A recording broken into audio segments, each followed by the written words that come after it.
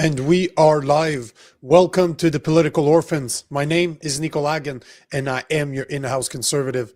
To my left, Rob Ambrose, our token lefty. And together, we look at what's trending in the news. Our goal is simple. We want to show you that the left and the right can get along. And even if we disagree, guess what? We're able to have a conversation like normal human beings. Because remember, common sense has no political affiliations. What's going on, guys? How's it going, brother? Jason, good to see you.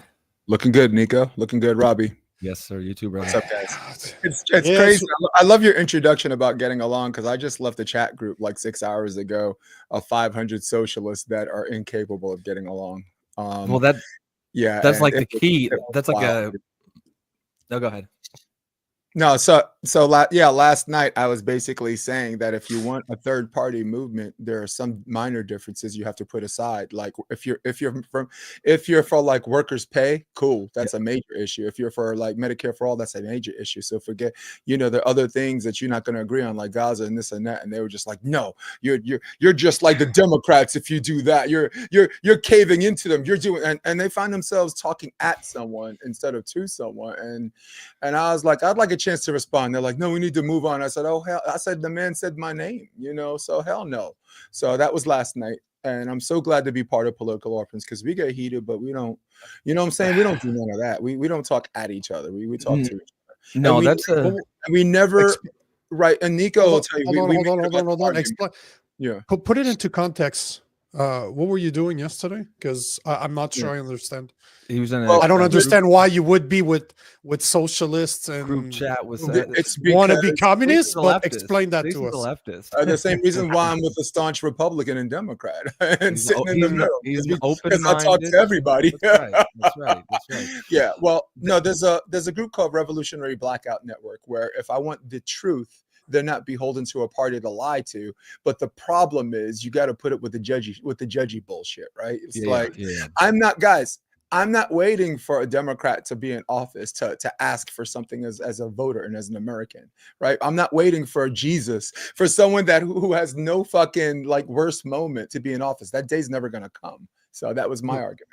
And they didn't see it my way. Well, that's kind of a calling card of most, leftist / socialist places is that purity test, right? You can't, you can't. They're joyless. They're joyless and intolerant. So, did you ever see the video of it was a socialist convention?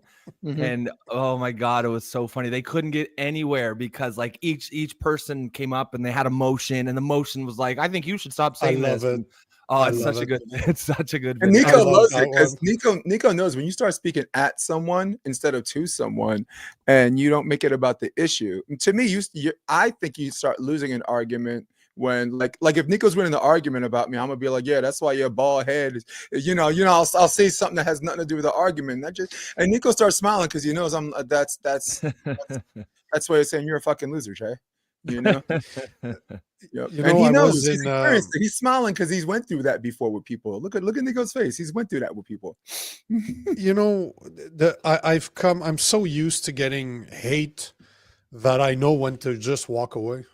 I just know when it's not worth my time. I know when I shouldn't, when you're not moving the needle at all, like there's nothing you can do to move the needle. The person's not listening to you. And it's funny. Hopefully my buddy's not listening to this and his wife either, because I'm going to talk about them.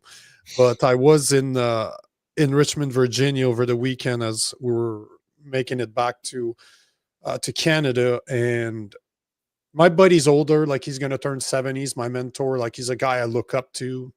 Great guy, comes from trailer trash. Now he's worth millions and millions and millions. Like really the American dream, right? Comes from poor immigrant family and somehow made it happen. Great dude. Such a humble guy. You would never know. And every time I go see them, his wife is a very staunch Republican, you'd call her a MAGA Christian, like that. Okay. That's what she is. And having a conversation with her is like pulling teeth. And really? Oh yeah. So it's just that, when you're trying to, I would have thought you and her might be on the same page on a lot of issues. We might, but she never gives you the opportunity to finish your sentences. Like every 5 words, she's going to cut you off and make it about her emotions. Okay. Like her, she's the type, like she's on her phone, she's asking Google for answers. Like, what happened when this happened? And that's her opinion now. And I'm trying to make her understand. I'm like, you realize that the topics we're talking about here, I researched them for 5-6 hours a day. I've spoke to some of the biggest name in the world on certain of those subjects. Like, I have an idea of what's going on. Nothing you can say. So at one point I'm like, we're done. We're not going to move the needle. You're the wife of my best friend. That guy, I have the utmost respect for this guy. If we continue down this road, one of us is going to say something that we can't take back. So you know what? I'm done. I'm not moving the needle. This is a waste of my time. And out of respect for my friend, I'm going to cut the conversation there. Right. Well, you got to know when to hold them, know when to fold them. And when to fold them. And one of my favorite songs is The Rich Men North of Richmond. I love that song, man. Casey Anthony. That guy said, I wish politicians would look after minors, not just minors, minors on an island somewhere. I was like, yo, my man, did you just say that? This is the guy from West Virginia that completely went viral overnight, right? Oliver Anthony. That guy, like Virginia. Oliver Anthony. That's the guy. Yeah. Casey Anthony. Somebody else. Yeah. He was on Rogan's podcast a couple of months ago. That was fun. That was fun to watch. Yeah. He kind of. I kind of got a lot of respect for him. He didn't. He could have parlayed that moment into a lot of. Like he's still playing music, but he isn't going to sell out either. No, he did. What the fuck you're talking about? That guy sold out. Oh, of course. Oh, yeah. No. The thing is, you put on him what you wanted to see. You expected him to be a right winger because of something he's saying, but he's not that. He's not. I never said either. No. He's just the average American that comes from poverty.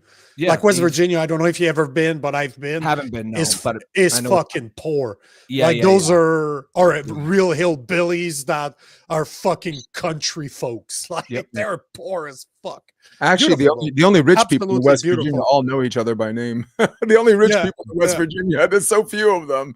They actually have a party at the end of the year. I went to one of those parties. It's ridiculously lavish, and I'm like, wait, we're in West Virginia. I found that the only 30 rich people. It's pretty, but it's pretty though. Like it's really, really pretty. I really like. I really like the look of it. It almost looks like Canada. Like the forest there is almost as nice because we have very nice nature, right? In Canada, it's from having done, I think, 28 states now, maybe a bit more. We added another 5 last week. So I haven't seen vegetation that's not as nice as Canada outside of Arizona. Because Arizona's fucked up to see 30 feet cactuses. If you've never seen that in your life, it's a fucking mind fuck. If you've never seen forests of cactuses, it's a mind fuck. You're like, what the hell is going on here? What's this doing here? Yeah, that's where. And it's cool to see the borders. In you look at California, Arizona, Texas. It's cool to see the hills going to Mexico. Like you're literally on the highway. You're like, hey, that's Mexico. All the cowboy movies I watched growing up. This is the place that Mexicans were trying to get in, and then people that stole money tried to go to Mexico. This is where it all happened. Yeah. But what I was going to say is that Oliver Anthony, at the beginning he was saying like he didn't have an agent. He was just going to continue. He literally did that video with his fucking cell phone. Like it's amazing. Like I really like that song, but he did end up like signing with an agency. He did sign, like he did a record deal. Did he? Oh yeah. Fuck. I thought that was his thing. Was he wasn't gonna do that? Well, it's very. Was the whole purpose of playing out in the street was to find a record deal. That's the whole. Yeah, that's not what he said at the beginning. Yeah. But at the beginning, that wasn't it. Like this was never intended to go viral, right? The song's great. It hit at the perfect time, and it just went fucking. It was crazy. Everywhere. It's just at the beginning he was saying, because I was following the guy intensely because I like his story. But he was saying at the beginning, oh, I don't want to do this. I don't want to do that. I don't want to make money. Very easy to say until you have people like, you could make millions of dollars. That's real hard. And that guy's poor. Like he was fucking dirt poor. Like you're talking West Virginia. There's no, as Jason said, there's a very few that have money, and he was not one of them. Right. Yeah, but the reason why you see people perform on subway stations because their sole purpose, not their sole purpose, one of the purposes is to hope to get noticed, right? The playing out in public and getting listened to. One of the many deals of doing that is not just for chicken change, but to somehow get noticed, and that's what happened with him. What's that the redheaded British guy? He started out just playing in the subways in London. Ed Sheeran. Yeah. Ed Sheeran. Yeah. Yep. Just a busker basically. Yeah, says, I don't see a problem with that, man. It's just that's what he was saying. I'm just going back to what he was saying back in the days that he wouldn't do it. But can you really blame him for doing it? No. I mean, I don't think any of that. I would actually like to see evidence that he said he would never do it. I think it's interesting that someone. I seem to recall that's what he was saying. I don't know if he was saying he wasn't gonna sign a deal, but I think he was saying like he wasn't gonna sell out. I don't know. I don't think signing a deal is necessarily selling out. I think it depends what happens to your art after you sign that deal. And also, what's selling out? Having an opportunity to make money and take care of your family. Yeah, exactly. If that's selling out, then I'm not sell out every single day of the week, right? Like, call me sell out all you want. I'm gonna feed my kids. Yeah, but I'm gonna be real for you fuckers that never did anything for me except shit on me and walk by, can't even drop $1 or anything when I'm playing a guitar. I'm selling out to you. Yes, I sold out to y'all. Bye. Bye, Felicia. Yeah.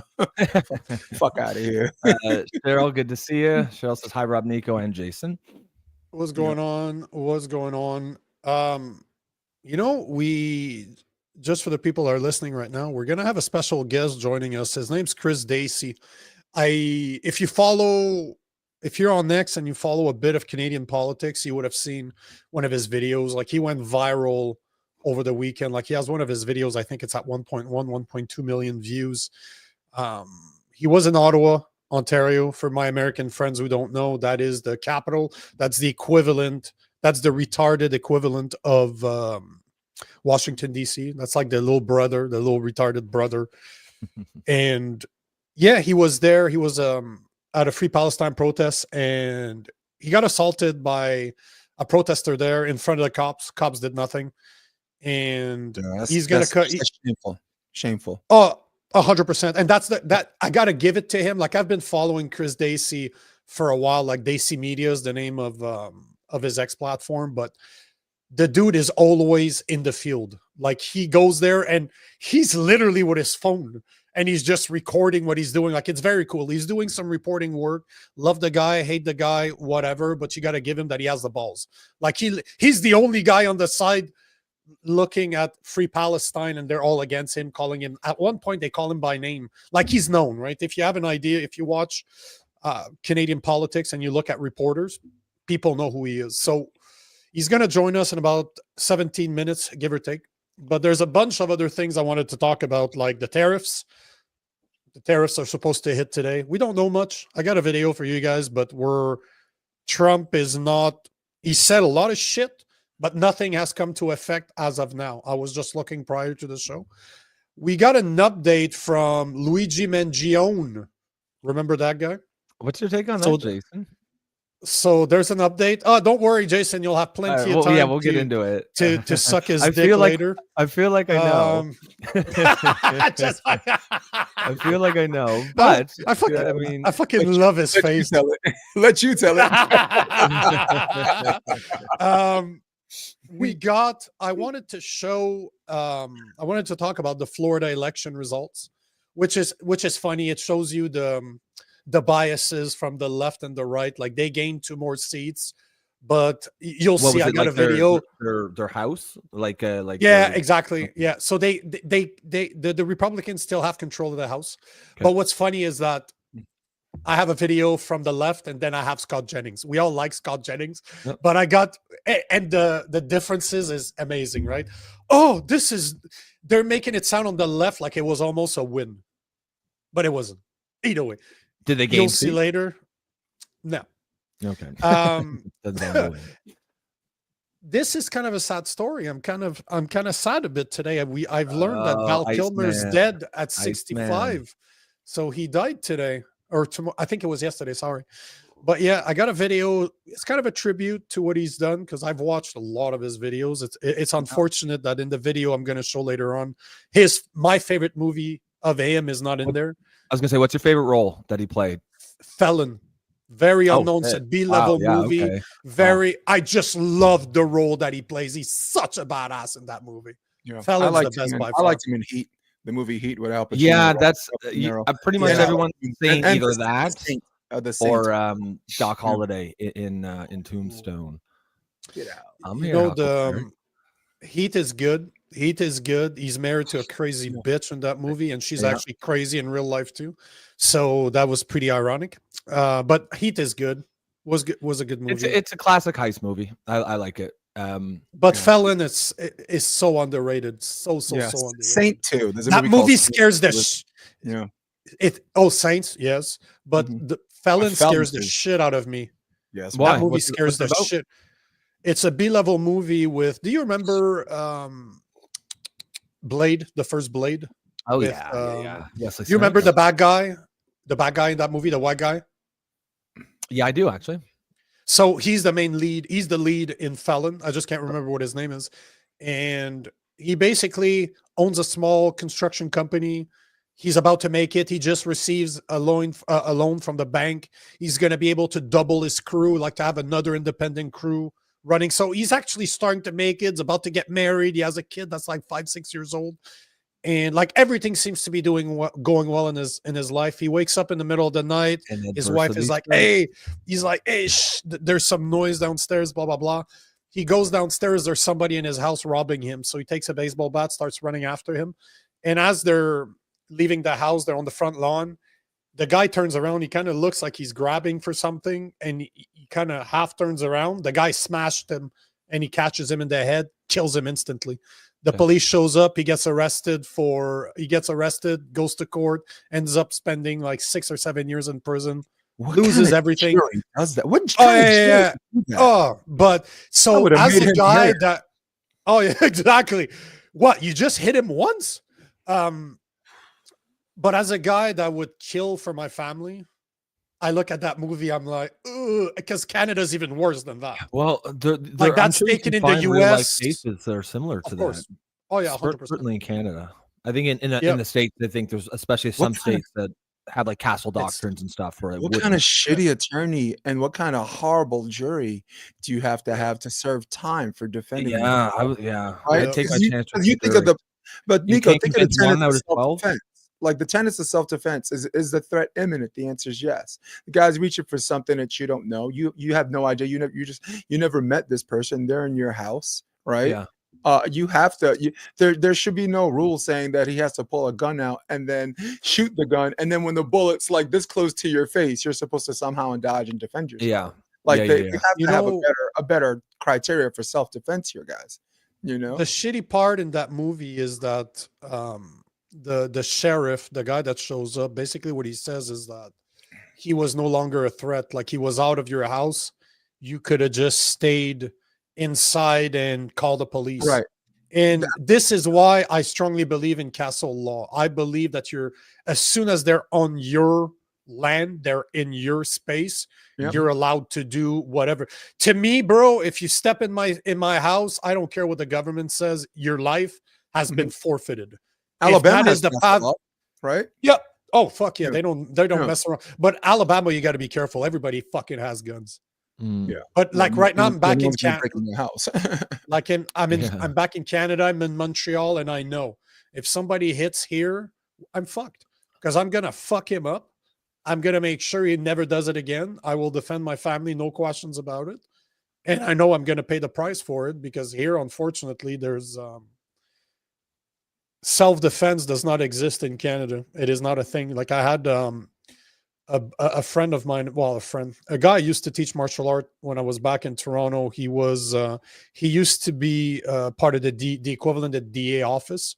Yep. And he was a lawyer. And I asked him one day, we're finishing trainings like Saturday morning, nobody else is there. And I'm just saying, man, what's the situation in Canada when it comes to self-defense? He's like, I'll print to you the criminal code. I'll bring you the criminal code, read the pages that I bring you, and then we can talk. I read it, my mouth dropped to the floor. It is 100%. It's a gray area, so it's 100%. You're 100% at the mercy of your judge. So I came back the week after, and I'm like, okay, hold on here. This is what I got. He's like, well, you got it. So it is 100% on your judge. Imagine I show up, 230 pounds, big guy, not very quiet. I look a certain way. I'm fucked. I am fucked if I get a woman's judge. I would also like to say, Nico, I would also like to say that it's not the cop's place to say what he should have done, because if the cop was in that same situation, he has different means, right? He's 100%. Most likely armed. He has more than one gun in the house. He knows how to protect his home. So I mean, the cop saying you should have did it this way because he did it that way is legal. It's bullshit. Thank you. It's let's call a spade a spade. No, it's fucking bullshit. Yeah, I mean, Trayvon Martin. If your family, security guard, if your family's at risk, you can't take a chance, right? These situations are so dynamic. You can't just assume they're gonna miss. Who knows? Maybe they hit you, and then your they're completely vulnerable to this guy, right? Like you can't, saying in the military, right? Rather be judged by 12 than carried by 6. And you assume too that. You hear about home invasions where the guys are not there for property. They're there to rape. They're there to murder. They have violent intent. Like we assume that person's there to steal something. I assume the worst. If you're in my house, I literally think in my head, you're here to rape my wife and my children. Yeah. You, sir, are fucked. You, sir, are fucked. The amount of violence. 1% chance. Who's going to take that chance? I don't care if they're there for morning tea. Yeah, exactly. No, you walk in my house, you walk in the Yankee Stadium. I got a bat. Yeah. And I'm a kid from Brooklyn. I know how to use a bat. Yeah, it's Prairie. I don't know if you saw that, but Prairie saying that she loves Daisy Media. Yeah, he's a cool. Yeah, so it's cool. He's a cool dude. Yeah, he's a cool dude. Until you brought him up, but it'll be. I'm interested. I think it'd be cool chat. He was on Rebel News yesterday. Oh yeah, talking about this. Yeah. So he's his stuff is so kind of Jason. That means you need to be on your best behavior. I think you'll be surprised how much. Yeah, no, I know. I'm just fucking with you. Like Nico and I don't. Nico knows I don't like violence. If you're violent, you defeat the cause for free speech. I know. Yeah. I think we've always agreed on that stuff. Even when we disagree on the issues, sometimes like when violence is in play, I don't think any of us have. It hurts my argument when people are violent. I'm like, how am I supposed to argue for that? I can't argue. Yeah, that's right. That's a good point. And the worst part is that I went through his feed for the past week or so. I found 3 different videos at 3 different protests that he attended. 3 times that were violent. 3 completely different people. Just 2 were Free Palestines. 1 was for the LGBTQ day of whatever the fuck it was called. Yeah, that was probably UCLA. That's probably in California. No, it's all in Ottawa. The guy's from Canada, so it's all in Ottawa. But the 3 ones, it's violence. Like there's violence in all 3. And that's one thing I wanted to talk about, because he covers a lot of the political stuff. Like he shows up in Ottawa and he talks to politicians and all that stuff. So you'll see. But yeah, no, he's, what? Respect, like agree with him or not. I love what he does. Like it takes balls to do what he does, knowing that people are going to call you name, knowing that the police is not there to help you, knowing that you're probably going to get in trouble for just being there because you don't agree with what's going on. So it's sad what's going on in Canada. Like, right, the truckers protesting was 100% non-violent, right? There might have been some guys who were civilly unrested who needed to get checked. Yeah. But for the most part, why are you going to arrest those guys? Why are you going to debank these guys? And then you have these asshats on campus, right? And I sound like I'm on your side. Like I was on your side the whole time, but these asshats on campus. Like you say, Jason, it hurts the argument, right? Like it should be people that strongly believe in that cause that should be the ones speaking out, like you are. I think all these sort of protests, whether it's the right or left, they have these elements in them, but it does seem like the right wing is able to keep them in check. The right wing arguments, at least right wing protests, at least in the past couple of years. I mean, maybe the J7, you could say that they weren't necessarily kept in check there, but it does seem like Careful. It was proven. It's been proven now that 20 to 30 individuals were either FBI, worked for the FBI, or were FBI informers. A lot of the people that you saw instilling violence on Jan 7 has been caught being FBI agents or working for the FBI. That's Yeah. So Ray Epps? Jan's Next episode, who is Ray Epps? So the video on that I guy. know The video on that guy where he's like, "We're gonna storm the Capitol," and everyone's screaming, "Fed!" like the whole crowd was going, "Fed!" I don't. And were they actually like even at the time? There was a guy the day before that says, "We're going to go in and we're going to break in and storm the Capitol." And the crowd was like, no. And then everyone started chanting, "Fed." And this guy, by the way, did no jail time. Wow. There's no record of him being arrested. I've heard the name. I've heard the name. And right Nico, and I'm like, Nico is right. How do you not go to jail?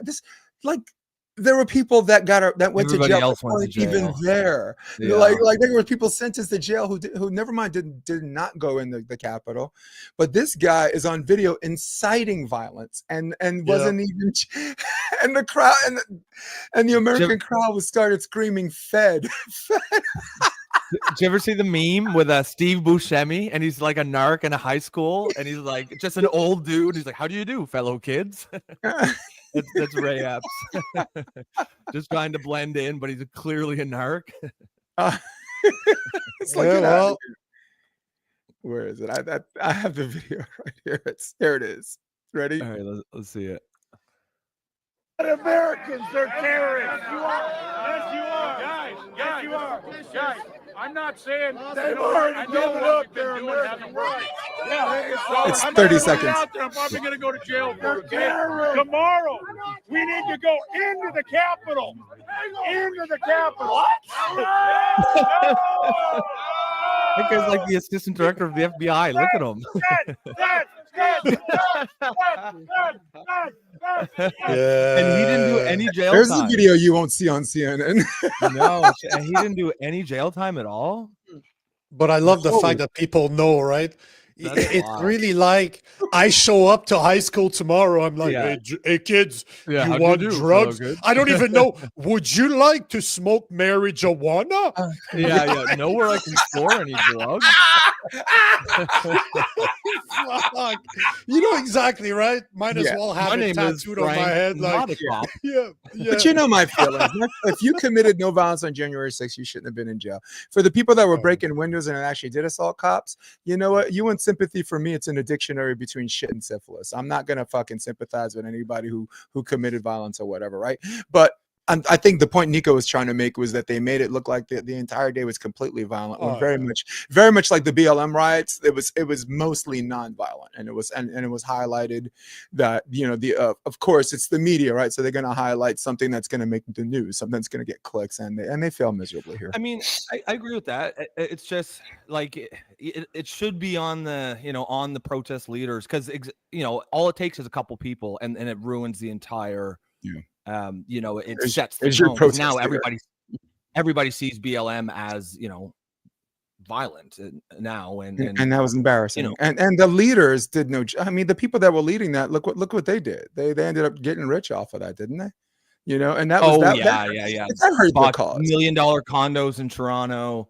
That hurt the cause. Look, BLM as an idea was so strong and so supported. Kyle Rittenhouse, a lot of people don't know, was a BLM supporter. the guy that was supposedly a racist. He went there.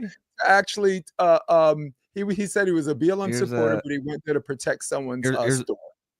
There's Ray Epps. Let's go. How do you do, fellow kids? But yeah, I didn't know that. I didn't know that Rittenhouse there was a BLM supporter. Yeah, that's something else people didn't know. They called him a racist, and that he shot 3 black people. And for anyone that follows the case closely, he shot 3 white people, and one of them had a gun that was over him, and he waited as long as he could. Like I thought. When I first heard it, and Nico will appreciate this, my knee-jerk reaction is, oh, white racist, 17-year-old armed, crossing state lines, jail his mother, jail his father, jail him. But then someone showed me like a complete, as uncut a video as you can, and I'm like, that's not what the news told me. Yeah.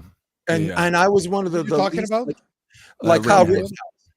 Kyle Oh, Rittenhouse yeah, right. as a kid. Yeah. Yeah, but when you watch the complete video, I'm like, okay, so that's why he was found not guilty. You know, I And- agree. and- I think that was just. If I'm his mother, I'm not letting him go. I'm not letting my fucking 17-year-old kid take a gun to a protest. So just no matter what, because it's a yeah. dynamic We're situation. we're Shit urban happens. people too, though. Shit happens, right? Yeah. And that's But exactly what happened. But my point is, it was, if you look at the video, it was classic self-defense. He actually he had a weapon, but was running away from the people trying to assail him. Well, they tried to grab And when his he had weapon, I no other believe. choice, and when the guy was trying to shoot him, that's when he shot them. So it was, and because since we're talking about self-defense, the threat was completely imminent. And here's Nico talking about some poor guy who didn't even have a gun, who was defending his house with a bat. Yeah. You know, it's mad world, dude. Well, yeah, and I mean, obviously that's the movie, but you can definitely find cases like that, Oh, right? yeah. Where because they will say it's proportionate, and like, yeah, I don't know though, man. How can you? What are you supposed to like do the math in your head with your Like sleeping? Trayvon child Martin was upstairs? followed by a security guard and was able to plead stand your ground, right? I mean, this is a guy who actually followed Trayvon Martin around. It wasn't even a Yeah, cop. yeah. I don't Yeah. I don't like that. I don't No. think I don't think he should got off. With I that. mean, Nico, right? We got hundreds of them. We got a woman serving jail time for firing a warning shot to her domestically abusive husband. She's in jail. Really? Right? This is Wow. this You is should America, never, boys. though. That you should never. That's one thing they tell you in training: never shoot a warning shot. If you're gonna shoot to kill. Just shoot that person. Fuck it. Don't warn them. No. Do not warn people, because one of the things, we were talking about Cain Velasquez last week. And this is the type of situation where you don't know where that bullet's going. So aim for body mass. Just shoot it. Try to keep it right there. Don't try, because a warning shot, it's going to go somewhere. Right. Like, people don't think about this, right? If you shoot up, I've heard of stories where somebody actually, they don't know where the bullet came from. Somebody's sitting on their front lawn. Bullet to the head, they die. They just got shot. Right? Yeah. So it's coming gonna, back down. yeah, exactly. Yeah. By the So way, imagine that. Like, holy fuck, it's just your time to go, man. If you're just sitting there in your backyard and fucking, or you deserve it. Either way, it's karma. It's your time. It's karma. it's karma. Somewhere along the line, you did something. I got bad news. I just got a text from Chris Davey saying that the fire department's at his house right now What? for a carbon monoxide leak at home. Carbon Oh shit! monoxide. No way. So yeah, he just sent me a picture of a fire truck. No Okay. hot fireman though, so I don't know. Right. No All hot good. fireman. Sorry, ladies. No hot fireman. But you know what? It Since is we're- Canada, so I mean, I don't know about all that. But you know Yeah, what yeah. though? I still want to show the video. We'll I still found. play his vids, yeah, for sure. Yeah. I mean, I still if want we- to show those videos. if we can get him another day, that's cool. If not, no worries. We roll with the punches here. Hold on, give me a second. I'll just respond to him. No worries. Yeah. What about tomorrow? Oops. Because I still want to show the videos, but first, let me ask you the question of the day, because it had to do with Chris Davey. Do you think that protesters should be allowed to wear masks to cover their identity? Oh, that's actually a good question. I actually think there's no reason they should. Like, if you want to wear a mask out in public, whatever, that's your right. But like, if you're gonna go to a protest, then if you're actually acting in good faith, there should be no reason for it. If you have like a doctor's fucking note or something, okay, maybe. But I don't. It just seems like it automatically ratchets tensions up pretty high in a way, especially if it's going to be the kind of protest where there's going to be counter protesters, there's going to be tensions already high. Why do that? Why needlessly ratchet tensions up? What do you think, Jason? I I know you don't like me making everything about race, but I find it very bizarre that when brown people are finally are the ones masking up, now we're going to raise the question.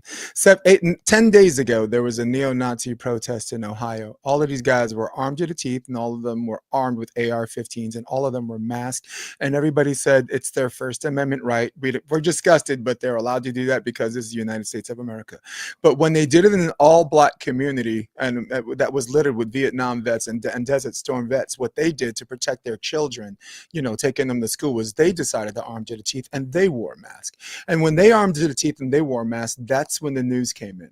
Why are you guys? That's bullshit. They were like, "Why are you guys arming yourself?" Yeah. And one of the reporters like, "Why are you wearing a mask? You want to defend yourself. Shouldn't everybody know who you are?" And I'm like, there has to be this exception, because that guy might be protecting his family from the neo-Nazis, right? Like, what if they have a confrontation and they want retribution from a guy who's a little bit afraid because you got a bunch of fucking crazy white guys who I think were feds because they're all in shape, right? Like, what's the fucking skinhead or KKK? And they always to be fat and have double chins. Yeah, that's the phenotype. That's the phenotype. These guys can do fucking one-arm push-ups. They can beat everybody except Nico.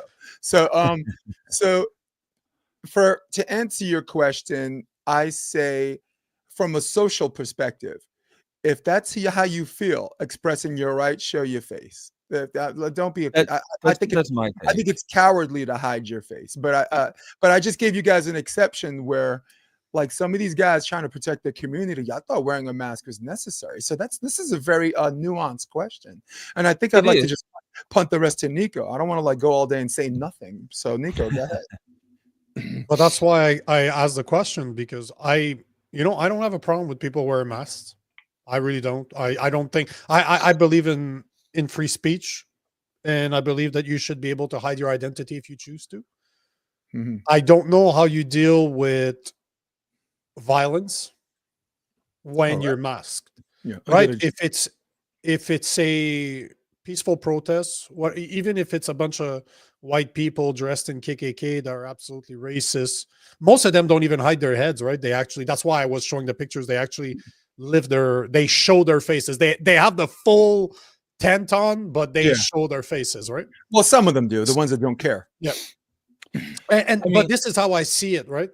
So if you don't care, if you show your face, good for you. I like to know who I'm dealing with. If you don't, should there be like aggravating? If you do commit violence while masked? I don't need you to finish my sentences, bro. Yes. Should there be more consequences if you are violent because you chose to do it while hiding your face? Fair point. The consequence should be what? Put that name out there when you arrest them. The person we arrested is Jonathan O'Neill. Yes, that's his name, Jonathan O'Neill. And our reports, he lives in this neighborhood. I think the news should dox the hell out of someone that makes those choices. But with that being said, we're talking about on the campus. A campus is not a public domain, right? It's their school, their rules, which is why I think, in the beginning, I think these people hurt the free speech argument, because violence on a campus is different than protesting peacefully out on the street. So if we're talking about something that's not a public domain, whoever's on their board should establish some kind of rule saying no mask, can't do that here. You know what I'm saying? Unless it's a religious exemption. There are some people, there are a lot of good-looking women hiding their face and hair. And there's some of them I'm kind of glad they're hiding their face and their hair, but it's in this country, that's their right. As long as they have one ass and not two, they can wear what they want. Yeah, I wonder. Go ahead. No, you go ahead. I just wonder the reason behind why they're doing it. That's always what it comes down to. Because I'm not ashamed. Like, you can see my face everywhere. I'm not ashamed of my opinion. I know what it entails. I know I'll never be able to work in my domain again. The career that I've had has been gone since I decided to speak loudly about my views. My career is gone, right? About the exactly. So I know that I'll never go there. So I don't have a lot of pity for people that are hiding behind masks. I think they're cowards. Because Yeah. if you really believe in what you believe in, brother, show your face. But at the same time, I think that most of the people that do wear masks are cowards. That's why they're so violent.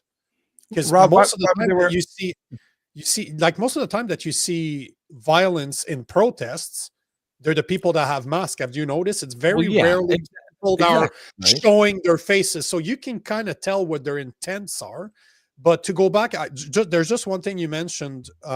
You would like to expose them if they get caught, show their faces, That's say my who personal they opinion. are. Yeah. But Mugshots. you don't want to do that, because if you look at, for example, take an example of the school shooters. One of the reasons why they do kill or murder a bunch of people is for recognition.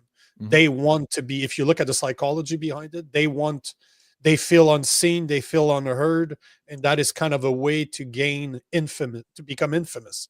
So I never report their name. If you look back, I will not report their names. I refuse to participate in promoting their violence. So it's a double-edged sword, right? I don't know how you deal with people wearing masks, but I don't think it should be illegal. I don't like anything that goes against free speech. I don't like it. I never like it, and I would never will. It's a tricky question. I mean, there's definitely some nuance. As you said, lots of people, it seems most of the people that involved in violence are masked. So if you want to, I think it's an okay solution to say, okay, you're allowed to mask. However, if you're going to commit violence, there's going to be an aggravating You're charge going to slapped be, on. yeah. Personally, I'm completely okay with saying, yeah, here's your legal permit to protest. One of the conditions for that is none of you can be masked. I like that as a solution, but Yeah, and you give up certain rights when you're arrested, right? They're allowed to take yeah, your belt and your shoes. I don't think taking a mask is a far reach from that. yeah. You want to take But some comments, man? Rob, why would they wear a mask though? As you're taking comments, I meant to ask you that. Well, yeah, that's kind of like, I mean, why would you? You know what I mean? I guess there's a couple innocent, like if you're genuinely worried about contagion, or there are people out there, of course, Because they're ugly. but yeah, is that? I don't know. I just think for me, it's kind of a low hanging fruit. It's a choke point, right? If, as Nico said, most of the people committing violence are masked. I believe it's the mask that emboldens a lot of these people. Without that mask, they likely would not all be committing as much violence. Prairie says, I totally believe years ago when they showed us pictures of all the people in China wearing masks, it wasn't because of pollution. It was because they were being monitored everywhere. China's completely different. Like, I would be masked the fuck off. If you know how like that social credit score system, you jaywalk at 2 a.m., completely empty streets, and they'll snap a picture of your face and dock you your social credit score.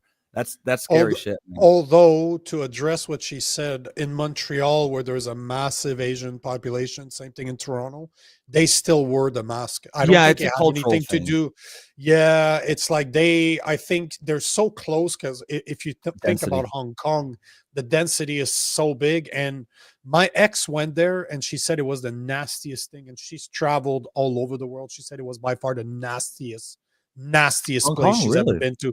It's Wow. so polluted, it's so disgusting. Like, people have no manner. And I'm sorry for the Chinese people. I can put her name in the comments if you want to go heckle her or something. I'm No, just yeah. kidding. Harass But- her, You're dox your talking about wife. an environment. Yeah, you're talking about an environment like an So they do it Yeah. here too. Yeah. Yeah, Interesting. they do it here just out of habit, I would imagine. And maybe they're ugly.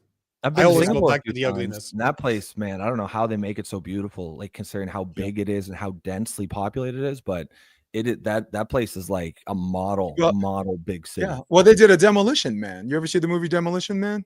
Where did, yeah.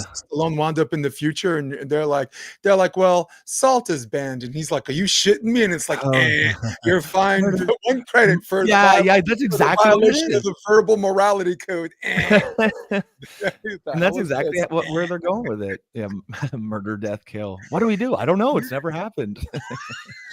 And the song Armored Hot Dogs. Oh, it's my favorite song. Our hot dog. He said, back in the freezer. Prairie continues, and they wanted to create privacy for themselves. Now they don't wear masks as they're using eye scans. I'm sure that's also a part of it. And she's saying with the protest question, arrest for the crime of violence, not the mask, and then if they're masked, add an aggravating. Yeah, I think that's a fine. And then you got to Scooby-Doo him. The mask comes off. Yeah. It's Nico Nice. I would have Right. got away with it if it weren't for you meddling kids. Yeah, it's the director of the FBI. Let me make you guys feel old. Demolition Man was recorded in 1993. Okay. It was based in 1996 at the beginning, and their future 2032. Yeah, that's wild. Yeah, for everyone at home, that's Sylvester Stallone. It's Wesley Snipes, a That's a very great young movie. Sandra Bullock. Dennis Leary was Yeah, the yeah. rebel. Sandra Bullock was hot in that. Oh movie. yeah. I am so not a fan of that woman, but back then, I had a big crush God on damn. her. Yeah, we like Goody Two Shoes. From too. what That was was her Speed? character in the movie, too. Speed was the one that I really liked her in. Oh, Speed, yeah. No, that one even better because it's all like they were wearing the Lululemon before the Lululemon that was part of her police officer uniform. She was just hot in that movie.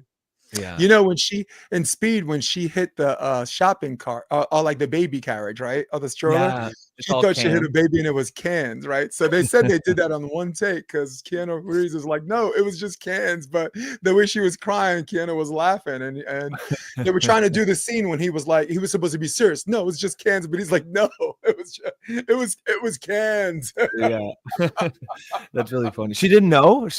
What did they spring it? No, on but her? the scene that she had to play it dramatically that she thought she killed a baby, and Nico, not Nico, but Keanu was supposed to shake her and say, no, it was cans, but he couldn't stop laughing. So they kept doing the takeover like it was cans. So they're like, you know what, just leave it in. Leave it in. It's all good. But I'm a fan of Keanu Reeves though. Me too. I think everybody is, eh? He's sort of like him and Denzel Washington, my two favorite actors. Absolutely Yep. love those two guys. Everybody else could stop making movies, I'd still be happy. You know how Those many two guys. you see a Keanu Reeves? He rides first of all, he doesn't take cabs. He rides a New York City train station. Yeah, and he looks like a hobo. Everybody else, he looks like a hobo. I've seen pictures of like pregnant women and old women. He just gets up, he gives a seat to them, or like someone's trying to get on the train, he helps them on, and all of these people, I guess, who are following him around, who know who he is, because he flies under the radar. Just these ridiculously, Samaritan acts by a rock star. He seems like a genuinely good guy in an industry where there aren't really that many. Yeah. Well, the key is not to live in LA. Like if you want to be an actor and stay real and keep your sanity, stay in New York with the real crazy people. But he's still a leftist, like he's still mostly left, but he never lets his opinion. You need to dig if you want to see. Yeah, he doesn't. I don't think he comes off as preachy. And Denzel, you have no idea. Denzel, no one. He doesn't talk about politics. Period. And that's the one thing I liked about him. He's like, I'm here. But he's a Christian, right? Huh? But he's a Christian, so you have an idea. Plus, he just got. I don't know if you saw that, but he became a minister about 2 months ago. Well, black evangelicals in the United States are not Republican. White evangelicals are. Black evangelicals, the Black Caucus, Clyburn, all of those guys, all of those. But that explains why I like him. Why I've always liked him, because I'm not a Republican either, right? I just follow the Bible. So if that's what he does, I'm like, it makes sense because the way he talks is exactly that. But I like those two guys because, as you said, even though they might be left, they might be right, it doesn't really matter because they're not preaching. They're not their career's their career. It's not their political opinions. Yeah, and we don't think of Keanu the leftist or Denzel. No, because he doesn't really talk. We think of them as entities above politics, right? Yeah. And I respect that. And like it's like it's like it's not even possible. It's like seeing some rare bird out in the wild. Like, whoa, a celebrity who's not partisan. You know what I mean? It's so unusual because it's so expected that and usually they're leftists or liberals. Right. And I think when they're not speaking out very loud, you can maybe make the assumption that they're probably conservatives or right wing. Nico, I'd like to land I'd like to land with this. Ricky Gervais said, if you get he says, Hollywood is in no position to tell everybody else how to live their lives and what is right is wrong. So the next person that wins their award, come up here, thank your God, Shut the fuck take up. your agent, and fuck off. He said that at the Golden Globes. It was like he's never been invited back, but he's like, I'm going to get I like that guy too, actually. Take your God and piss off. Wow. But that was the relaxed part of that speech, because afterwards he starts ripping into people for being friends with Epstein, and you see guys like Tom Hanks like, there's a lot of discomfort. He's calling them out like, we all know that you're friend with Epstein, so fuck off. Ricky Gervais is. Yeah, it was awkward in that room for sure. They were like hookers in church, dude. It was yeah. So let's start with the first video. We're 50 minutes in. We haven't played one, so super fast. Today's Liberation Day, April 2nd. Trump declares April 2nd as Liberation Day. What the fuck does that mean? This is what it means. Come on, video. Tonight, business owners and other people across the country are preparing for the next hit from President Trump's tariffs. The announcement expected tomorrow could cause a trade war with our closest allies, as Julie Sirkin reports. Because they know I don't play games. On the eve of what he calls Liberation Day, President Trump is getting ready to unveil his new plan for tariffs. Taxes on imported goods on every country. Whatever they charge us, we charge them, but we're being nicer than they were. While the president says he has a plan, the size and scope are a mystery, and the uncertainty could lead to higher prices for most U.S. industries. But a majority of Republican lawmakers are standing with Trump. Most of the concern, I represent agricultural business, so most of the concern is actually retaliation against the export of American agricultural products. I have some concern, but look, I think the president's broadly doing the right thing. The president's a business person. Many businesses, though, already feeling squeezed by tariffs imposed last month. From the cost of cars to the price of wedding gowns, you may even have to dig deeper to say yes to the perfect dress. Some designers have already sent us tariff costs, and some have decided to hold off on that. And as markets react to the tariff impact, workers brace for more cuts across the federal government, this time at Health and Human Services, including the Centers for Disease Control and the Food and Drug Administration. Employees stood in line for hours outside this HHS building in Maryland, only to find out they no longer have jobs when their security badges didn't work. It's part of HHS Secretary Robert Kennedy Jr.'s push to reshape the public health infrastructure.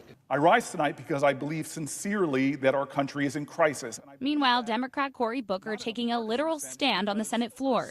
He began speaking Monday night just after 7 p.m. and continued well into Tuesday, shining a spotlight on what he calls a grave and urgent threat from the president's actions. In Washington, Julie Sirkin, NBC News. You know, there's nothing like a bunch of liberal Democrats crying a mere fucking river for destroying taking advantage. Exactly. For 20 years now, they've been corrupt as fuck. You got a guy that comes in, love him or hate Trump, that's trying to make it better. Love or hate RFK, they seem to be trying to make it better. And now they're crying, we're not getting paid anymore. You know what? Boo-hoo. Boo fucking who. But with the stuff like that, it's just like motherfucker, elections have consequences. Did you think you were going to like all the things that Trump's going to do? Of course not. Yep. Do you think all the conservatives and right wingers liked everything Biden did or anything Biden did? Of course not. Like, if you don't like it, do better.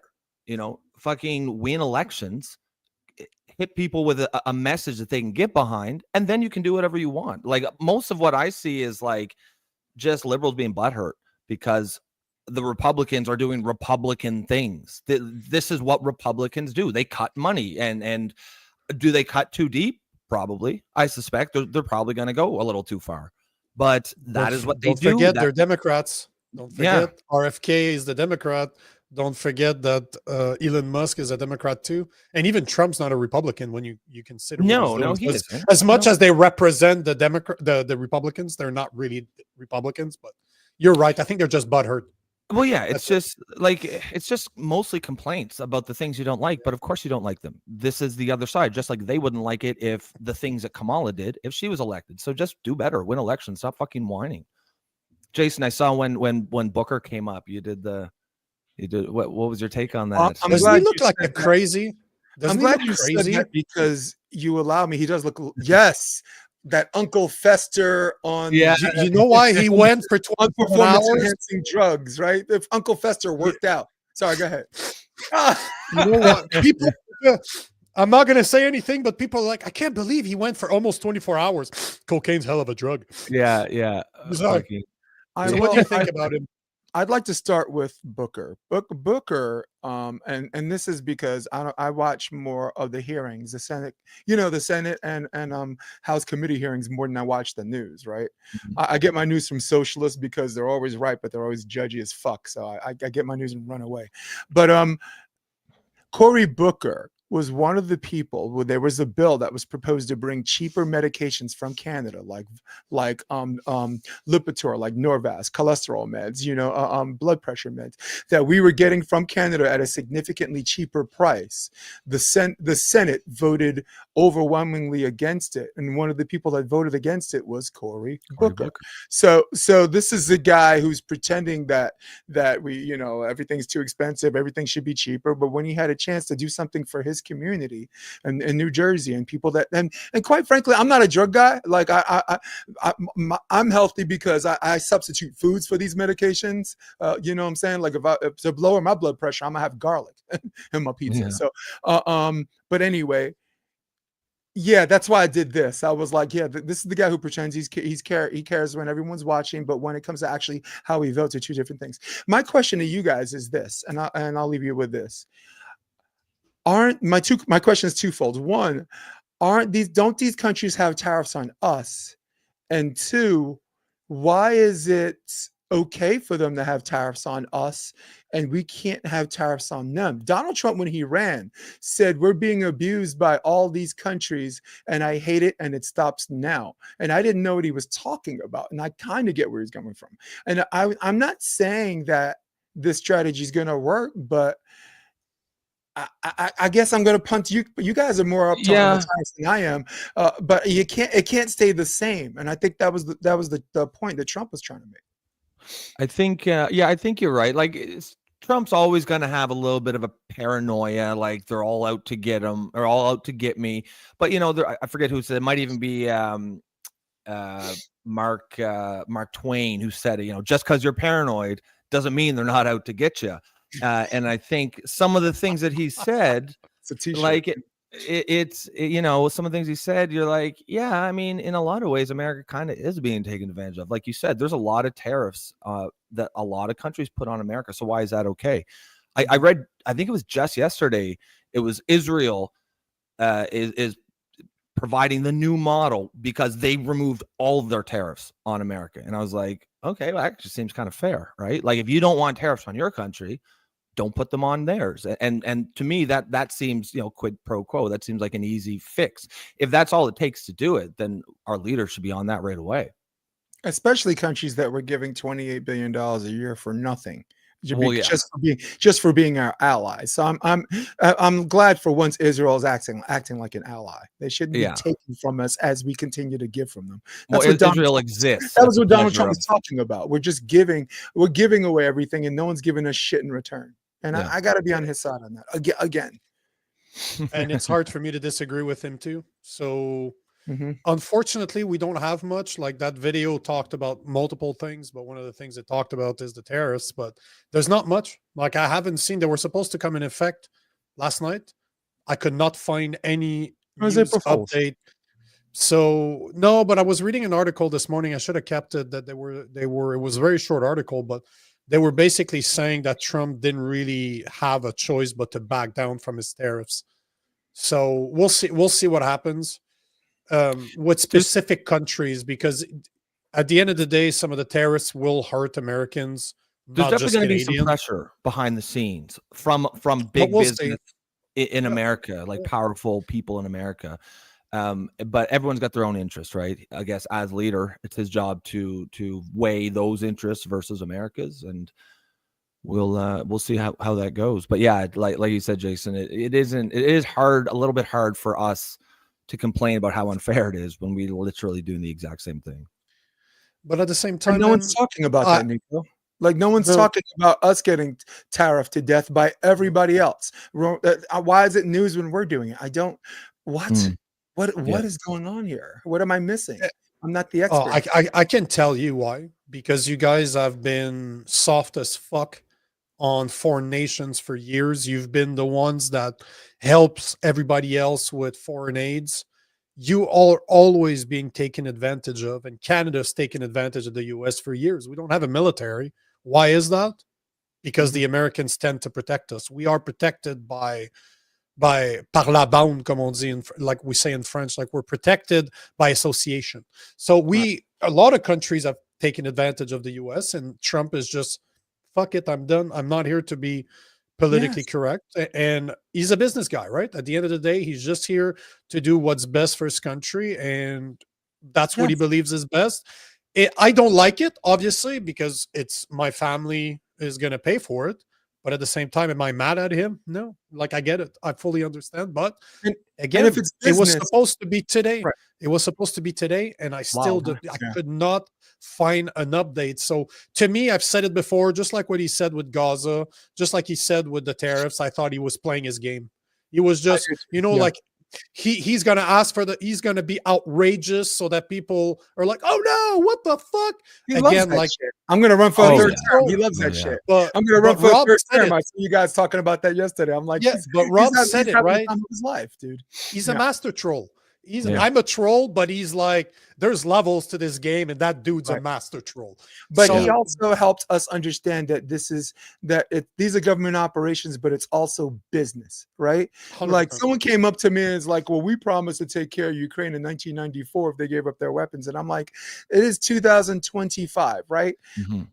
Offers have expiration dates. There's and the difference between government and business is government, they think you're supposed to do it residually until the end of time, and business has expiration dates, right? Yes, exactly. Rob, if I said, hey, I got a car, I want to sell you for $10,000, you can't come back 2 months after and say, I want to buy that car after I already sold it, right? The offers have an expiration date, and I don't know. Trump's trying not to make I saw your guys' show yesterday about the third term, and I didn't think about the troll as much as I thought about, wait a second, that means Obama gets to run a third time. Well, yeah, you brought that comment up.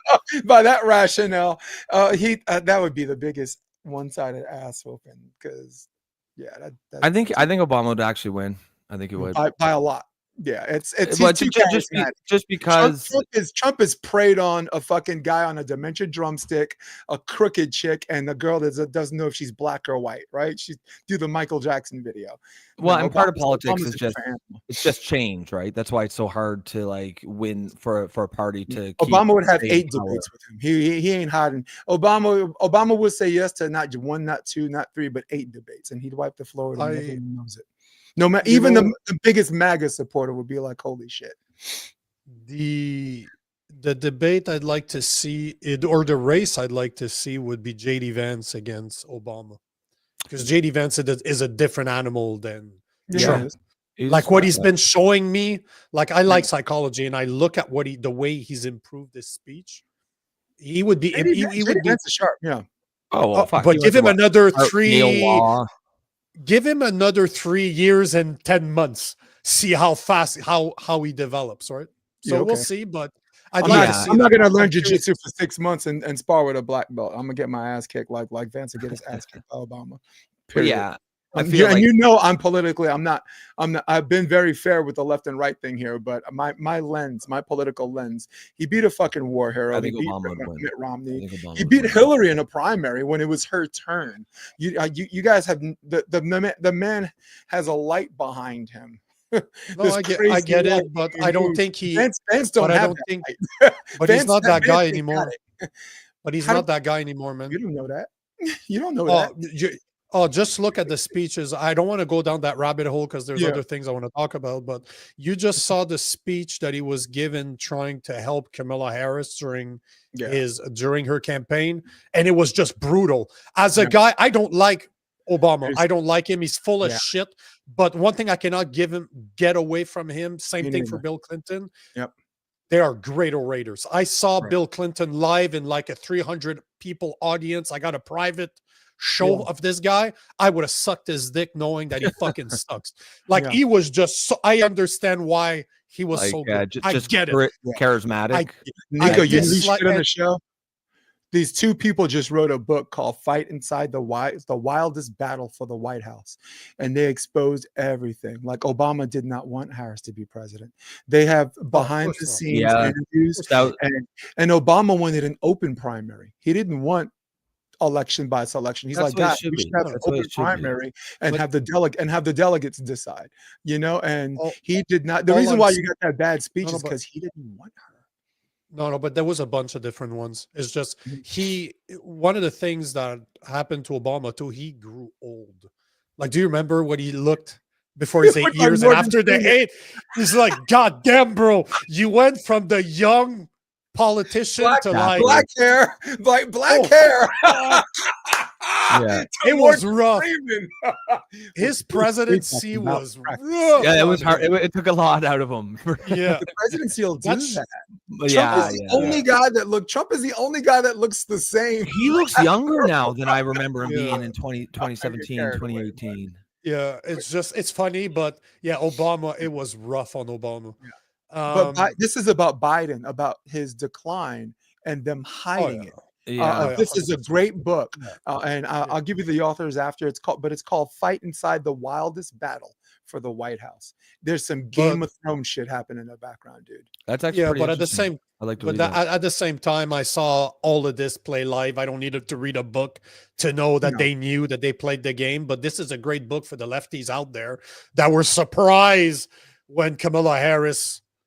They took were over. lied to by their own people, and Of course. that's the cool thing about the book. I mean, righties don't need it because righties knew this Yeah. when they Who saw saw the that debate in coming? 2019. Remember the for the 2020 primary?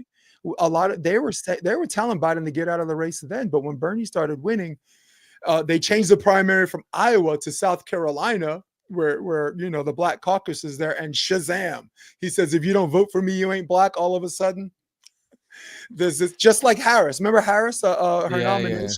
All of a sudden, we went from like a But, country that hey, disliked this woman to like Listen, she was let- there let's the cut whole it. time. I'm like, whoa.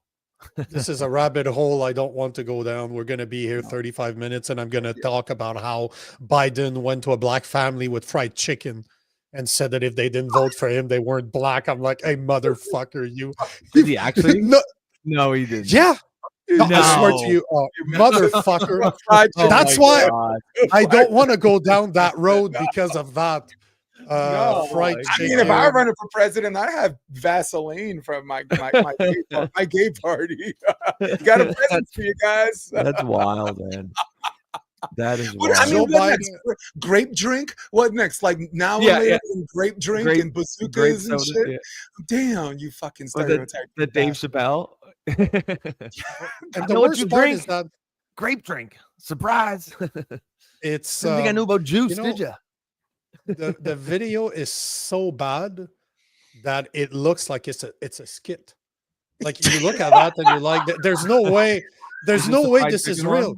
Like no, yeah, I have it. Hold on, because Okay, this let's is do why that. I did not want to go down that fucking rabbit hole. But since because we're I- here, We'll just do this. I think that one did. That's awesome. He showed up This to a world, black please family with excuse fried Carter for fucking his chicken. absence today, but I needed his advice, so we had lunch together. Like, look right there. Look, hold on. we got to subtitle You this s- shit. You see it on the table, like it's fucking fried chicken, like right there. Like, come in on. styrofoam, it's chicken and waffles, man. No, oh yeah, of course, because that black family does not have utensils and proper plate, right? Actually, I Come do on, remember. like- I do remember seeing this movie or this clip a couple of years back. Yeah, but it's fuck, not a man. couple years At least back. he It's signed when his own it's name. when At he least he ran. had auto pen. You know, let's look on the bright side. There was no auto pen there. Yeah. He could still sign his own name. But this is not. This is what just before the campaign or during the campaign that he did this. This was a media skit. Like, hey, I'm gonna be appealing to the black folks out there. I'll get the black to vote for It even me. had the music. It even had the skit music. It was so, yeah. You're right. It was like surrealism. The Nico was like, he thought it was Groundhog Day when he saw that shit. Like, am I high again? Like, what the fuck did I do last night? Let's do some. I want to show you guys the videos. So since Chris Davey is not gonna be there, okay. At least I'm gonna try. I'm gonna for sure try to rebook him. But I want to show you guys these videos. So because there's 3 of them. If you haven't seen them, they're interesting. They're definitely interesting. But there's 3 of them. Here's the video. So this is put it into context. Chris Davey is an independent reporter that does a lot of the politics. Like he's going to be in Ottawa tomorrow, and as I think it was Prairie saying, he's going to be looking at the lynch. Tamara Lynch. Exactly, he's going to. Which one is and that that's again? what he. That's what he's going to tell me. That's what he was telling me earlier. You know what? We should restream it. If he does a live stream, I think I'm going to restream it. I'm going to try to remember that. But here he is in Ottawa, Ontario, at a Free-Palestine protest over the weekend. This is the first video, and look at how he's assaulted by a Free-Palestine protesters. The Ottawa police is right there, and they victim blame him. Like, not only do they protect the protester, but they kind of make it sound that was, oh, it's your fault for being here. Like, it is the weirdest thing. So look at this video, and I want to see what you guys think.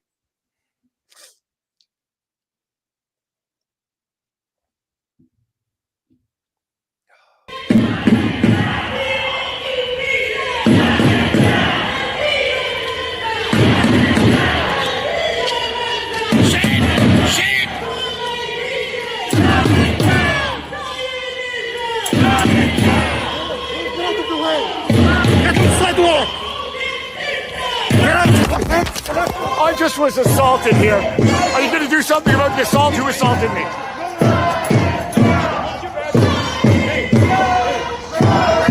I was just assaulted. You saw 2798. He didn't do his job. You're going to worry about me, or you're going to worry about the people assaulting me?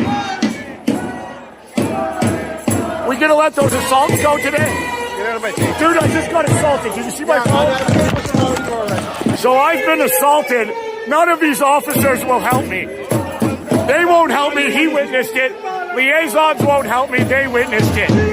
Will any of you officers help me? I was just assaulted by this mob. I did. They're ignoring me. Mark, no. He didn't do his job. He's not detaining the guy. Will any of you officers acknowledge me? I've been assaulted. This officer witnessed it, ignored it. All of these officers are completely ignoring the assault. Will any of you police help?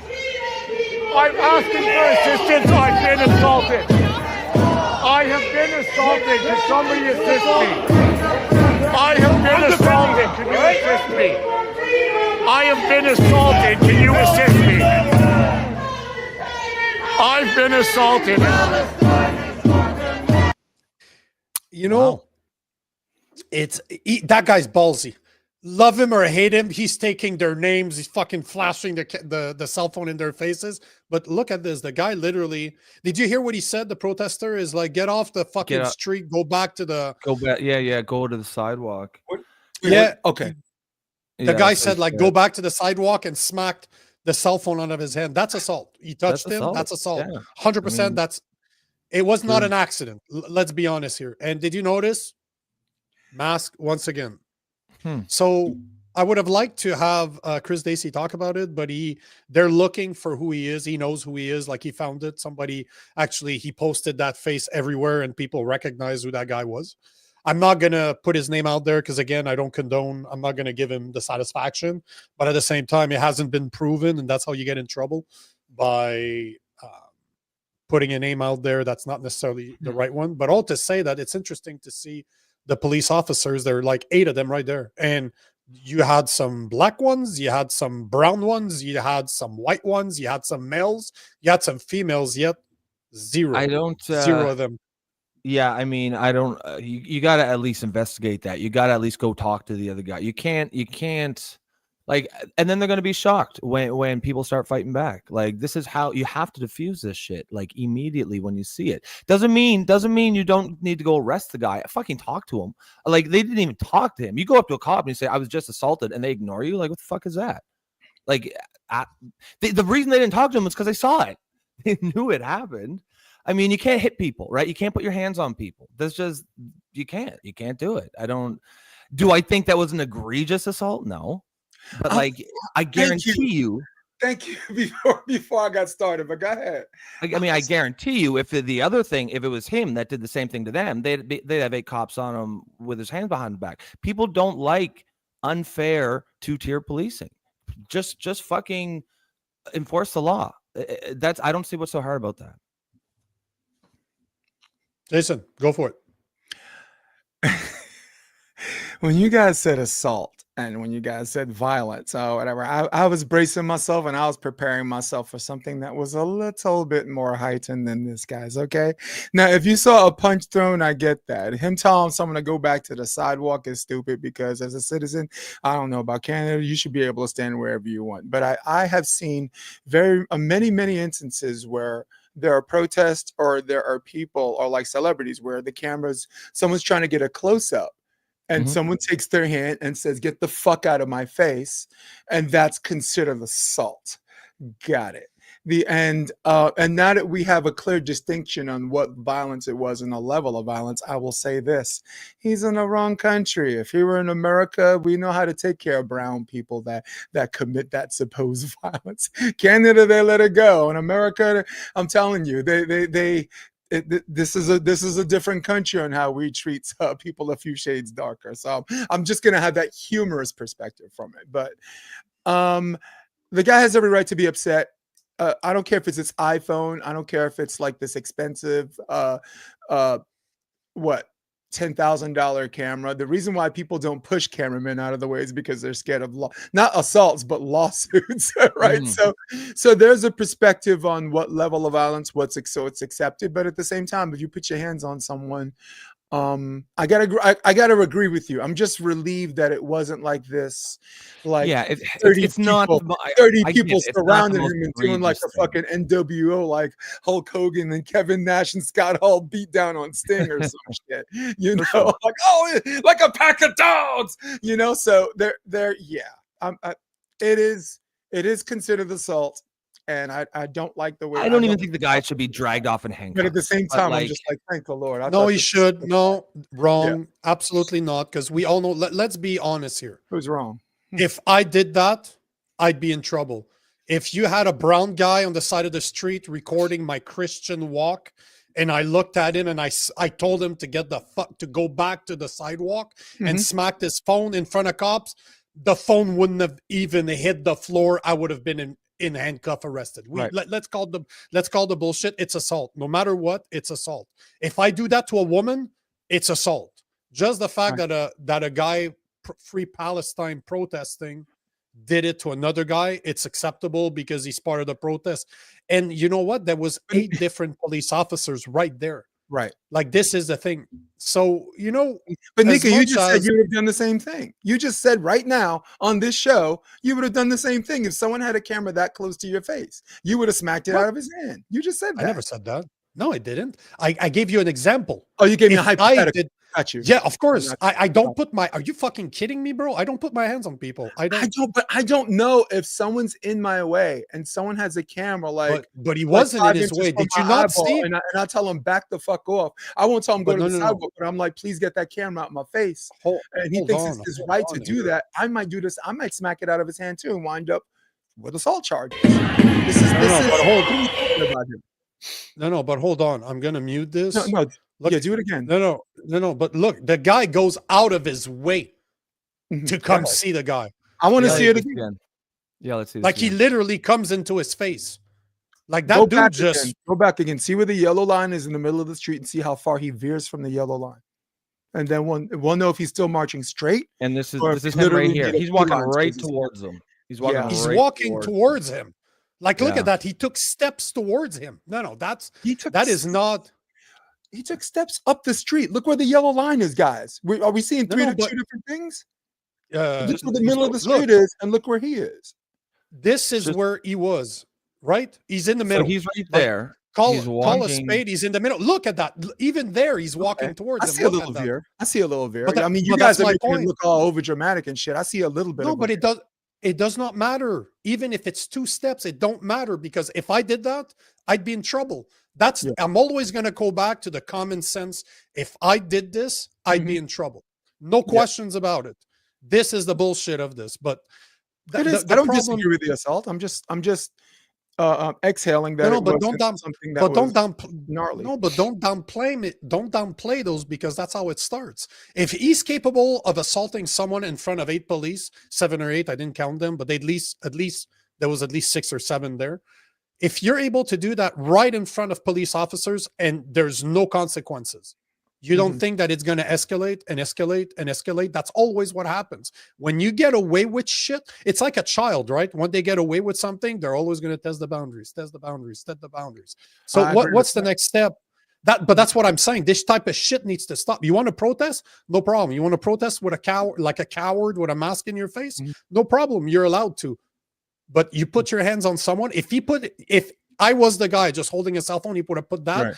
I was able to knock him out. It was legal for me to knock him out because he put his hands on me. I could have said I felt threatened, blocked the shot. His nose is broken. And that little kid, he's a little midget. Like he would have went flying by a punch. But what I'm saying is that you open the door to assault, that's self-defense. I'm allowed in Canada to defend myself. I like the perception. Sorry, go ahead. Rob, and I want to give this to Rob because I want his opinion on this. I do like Nico's assertion of something we call police preventive maintenance, right? Yeah. You see something, it got a little physical, and the cop should be like, you know what? So far, it's been peaceful. It's been loud. It's civil unrest. And again, I don't know Canadian politics about civil unrest and being loud and disturbing the peace, because that's called free speech here. I think the protest itself is fine. But I think Nico's right in terms of preventive maintenance, right?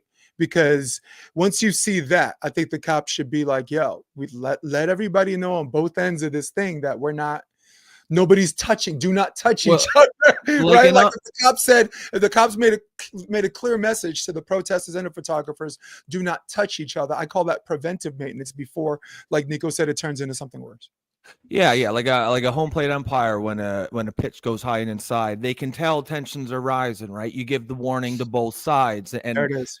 But I think, but if you hit him with a pitch, you got to go. Yeah, like perception becomes reality, and if the perception is that there's unfair policing, that like the cops' job is not to act as bodyguards for these people. It is to keep the peace, and that means they have to be neutral. They have to, like I said, me and Nico disagree on this. I don't think he needed to be dragged off in handcuffs, but you got to take the complaint seriously. A cop should have went over there and shoot him the fuck out. Or send them the fuck home. If you don't leave here right now, I will arrest you. Yeah, and that's fine. You can disagree. The point is, it has nothing to do with disagreeing. But as per the law, if somebody assaults me and I press charges, if I go to the police, he's right there. I press charges against that guy. They would arrest him now. This is the part that's bullshit. If I did that to somebody else, and somebody would say that guy assaulted me, I press charges, they need to arrest him. Yet they just let the guy, literally the guys had their hands in their pockets and just they were turning their backs and not doing anything. That's the double standard. That's bullshit, because he is clearly saying, I was assaulted. Will you guys do something? Well, yeah. I mean, they have to at least investigate. They have to fucking talk to him, talk to the other guy, and do something. So Tony agrees. He should have been arrested, pulled over, and then have a conversation downtown. That's just plain and simple.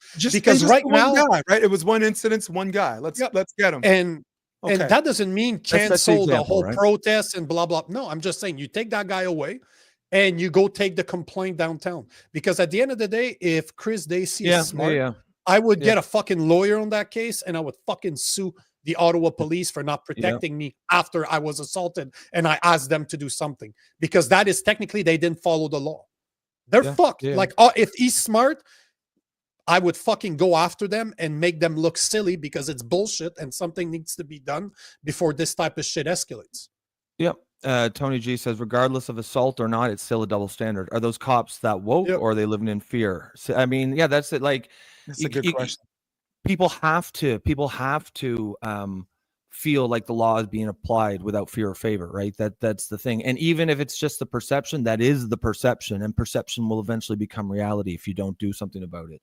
I don't know why. Like, I think that's probably what they should have done, Nico. They probably should have taken him downtown.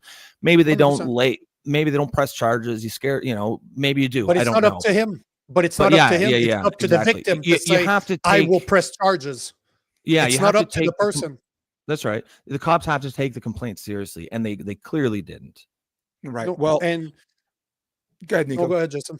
No, go ahead. Police, speaking in terms of the USA, the police are what Officer McNulty from the HBO drama The Wire said. We are the ultimate dictators. We are patrol. He said the foot patrol police are something we call the ultimate dictators. We decide, like we see it like in a fight in the street. We decided we arrest them both, or we decided we de-escalated it and make sure everyone's okay and everyone walks away. But what Nico said was something that goes beyond that dictatorial process. If someone says, I want to press charges, the police has to at least give it its due attention. And like you said, Rob, investigate. NYPD gets a bad rap, but let me tell you something. NYPD, and I'm not talking about the campus protests where the cops don't have judicial, you know what I'm saying? They don't have jurisdiction. But like protests on the street that the cops know are coming are really good at isolating those cases. Once they see movement or aggressive movement, you got 6 cops on those guys, and they take the 2 guys and say, hey, what's going on? Do you want to go to jail or do you want to talk? And everyone's going to be like, no, I just want to talk. And this guy says, he assaulted me. And I'm like, good. Here's a complaint. Here's your court date. Like if the guy's not a threat, to assault him more, they'll actually, you know what I'm saying? They'll summons them and have an appear in court thing. If the police determine if this guy is still going to be threatening, and they're going to put him in not handcuffs, because they're going to run out of handcuffs. What do you call it? That plastic thing? Yeah, you kind of, you get the zip, you put them in the zip thing, because that's what they do. That's what cops do to violent protesters. You zip them up, you throw them in jail. Jill Stein, who ran for president, got arrested. You know what I'm saying? The cop tried to pull her back with a bike. The cop used his bike and pushed a 65-year-old woman back. So if they could do that to Jill Stein, they could do that to some asshat in a mask who got butthurt about being filmed. Let me show you. There was another video. He took 2 more videos, and I think they're 2 different days. Like they're not on the same day as we just saw. But I just wanted to ask him about the behavior, because again, it's another person wearing a mask. I would love to have somebody that speaks Arabic to tell me what the headband says, because it looks like the one, Hamas, green with Arabic on it. But I did some research this morning and I couldn't find the exact one. All the Hamas one I could find had an emblem in the middle. So it's obviously green. It has Arabic written on it. I don't know what it means. It looks like Hamas, but I don't think it is. I don't know.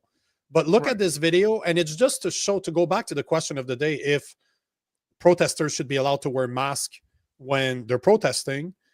And to our points, I think we all agreed on this, that the people that wear masks tend to be more violent. Like, you don't need to be pushing to be violent, but just their behavior. Like, just look at this. This video went viral. Like, I'm not too sure why that one went viral compared to his other one, because that one has like 1.2 million. No, but this video went. Look at the rest of the crowd. Yeah. I think he has 1.1 million or 1.2 million views on this video. I'm not sure why this one is more popular than the other algorithms for you, but just look this video, and it's really this guy. Like, it's all about this guy. Just look at his behavior and tell me what you guys think.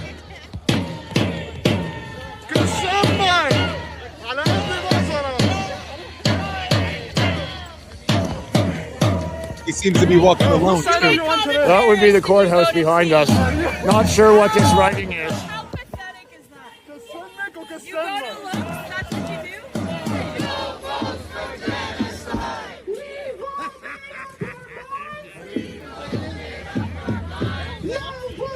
The other protesters didn't even like that guy. Did you see the way the other protesters were looking at him? If you look at the other protesters, that woman was like, who the fuck is you? You know, like if you go back, he's an outlier because he does stand out. Yep. He's not walking with a crowd of people, he's walking alone. So he might be Nico, he might be something we call an agitator, right? We're the first ones to call people feds on January 6th. Why wouldn't that be a far reach to not call this guy? Do you mean the guy filming Daisy? No, or the do you guy mean being other filmed. The guy with the headband is walking by himself. And he seems pretty estranged, but just by watching that video, be estranged from the other people that are protesting. We're the first ones to make a leap on about feds being there in January 6th. How do we know this guy's not like a plant? We have his name. I'm not again. I'm not gonna say what his name is. Was that? Like Ray Epps go on the diet? Is that did Ray Epps go on the diet? Ray L. Epps. Dude served no jail time, dude. He served no jail time. That's wild, man. That's wild. And this is before Trump, right? Don't. I mean, they can't say this about Trump. This is 4 years you have to prosecute that guy as Nico's continues to search. But 4 years to prosecute that guy who said we're gonna go storm into the Capitol. That's wild, man. So as per what Daisy said, that guy is always at protests. Yeah. Like they identified him. He goes to one of the universities in Ottawa. I'd be curious to know his status. Like as in, how is he in Canada? Is he a citizen? Is he on a student visa? Is he on a green card? Like I'd like to know what his status is. But yeah, it seems that he always goes to, again, it goes back. His status? Because that's not the type of person I want in Canada. If you're not a Canadian, that's all I'm saying. Like the same thing with the guy that assaulted him. I'd like to know what his visa, what his status is. Is he a citizen? Right. Is he here on a student visa? Is Canada a one religion state? If Canada is not a one religion state, we're not worried about citizenship of people who practice a different religion, right? No, but that has you got guys in that's the KKK with pointy hats. We're not worried about their green card status. No. But hold on. Assault is assault. If you're on a student visa, you break the law. Get the fuck out of here. As simple as that. I really don't give a fuck. You're operating under a premise that doesn't exist. We don't know if we don't know if he's a student visa person or a citizen of Canada. If he does. You're operating on premises that don't exist. You're building a foundation that has hold no on. evidence. Hold on. What I said is that I want to know what his status is. They didn't arrest the guy, so there's no way for us to know. We think we know who he is. I'm not going to give his name because for all I know, it's not him. And that person doesn't deserve the heat. So I'm not going to put his name out there. Right. Even if it was, right. Yeah. I'm not going to give him recognition. But what I'm trying to say is that if he assaulted someone, we're talking about the first video, because clearly the second video, the guy didn't do anything. He's just an idiot. Like, as you said, like the people around are just, I'd still be curious to know who that guy is and see if he's on a visa or not. I'd be curious to see, because as a Canadian, those are not the type of people, if you're on a student visa, you come here to fucking study. I don't want you to be walking down the street and telling people to fuck off. Like, I don't like it. Personally, I'm not that type of guy. I don't do that. So this is the thing, right? But the first one, he should have been brought downtown. And if he was on a student visa, just kick him out, because that's assault. Bye-bye. You're not a citizen. Bye-bye. You did something violent. Bye-bye. So that's why I would have loved to see. If you're not a citizen, you commit violence, you got to go, right? But if you're and you're protesting the way Netanyahu does his business, don't fucking suck Israel's dick on this. If they're doing it peacefully, let them do their thing. You know, clearly the first video is not peaceful. That second guy, even if he's on, I don't think he did anything that would deserve to be kicked out, for sure. But I would like to know what's written on his band, though. If he is on a, like just all of that hypothetical, if he is, of course, we don't know that. I would just want to know what his headband is. If it says "Death to Canada," get him out. Right? That's my point. That's why I'd like to know. Netanyahu has a thumb up his ass. Let's not baby Israel on every little thing. Every little thing we have to say about them. You know, I mean, but you're the one that's the elephant in the room. Well, it's the elephant in the room that no one. You're making it about the elephant in the room. I'm not talking about You did when you introduced his questioning his status. No, absolutely not. I don't give a fuck where you're from. When I was in the U.S., I respected your laws. But you just said I you just want respect. status. No, I think No, he just means I, like I don't give a fuck if you're a foreigner. I don't care the color of your skin. I don't care your religion. I don't give a fuck. If you're here, you commit something violent, get the fuck out of here. I don't care you're from Israel. I don't care that you're Israel. You're from Israel. You're a Jew. You're a Muslim. I don't give a fuck. You could be a Christian for all I care. If you come here, you commit violent. You're violent on a visitor visa, no matter that it's a green card, no matter that it's a visitor visa or a student visa. Get the fuck out of here. I don't condone violence. I travel all over the world, love the US. I don't commit crimes. Plain and simple. If I did, fucking kick me out. I'll be the first one to say kick me out.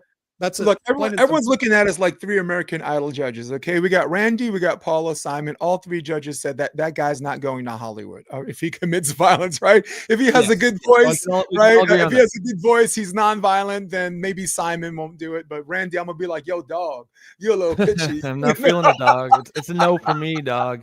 Joe Stradamus says the ultimate reality is that these cultures are tolerated because the Muslim world provides an overwhelming majority of the oil in the world.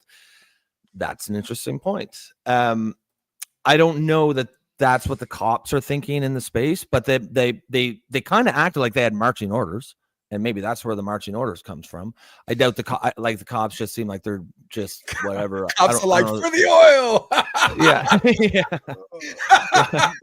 But if they are getting marching orders, that's probably where it's coming from. I just like the fact that it comes from Joe Stradamus. Because that sounds like something I would say. He's right. You know, go for it, Joe. I fucking love your comments. Sometimes I don't, but this one. Even people that hate Muslims love the Saudis. Come on, we know what's up. The only thing is, we make an Arab money. But to go back to what you're saying, Rob, though, you remember what we're talking about in Toronto for the Toronto Police. You have a podcast with 2 Muslim guys that are talking that after October 26th, it was great. They had so many reverts and stuff like that. I'm like, that's sorry, but I'm starting to understand why you let them block the biggest intersection in Canada and nobody says shit, because you got marching orders. And that's what it looks like in Ottawa too, right? And they're like hands in there. It's very hard for anybody to say, oh no, they did their job. Yeah, fuck you. Like, fuck you.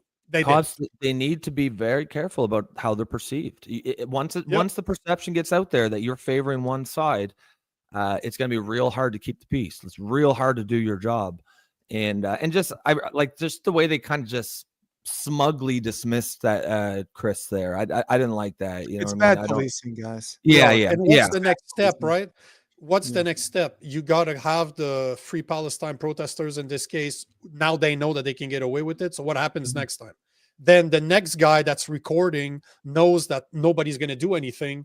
Is it up to him to do something? This shit never stops. Escalation, right? It's going to escalate on both sides. De-escalating. Right? That's the well. Maybe I will use my zoom lens on an iPhone instead of getting in someone's face. You know, and thinking. But again, he wasn't in his face. He got out of his way.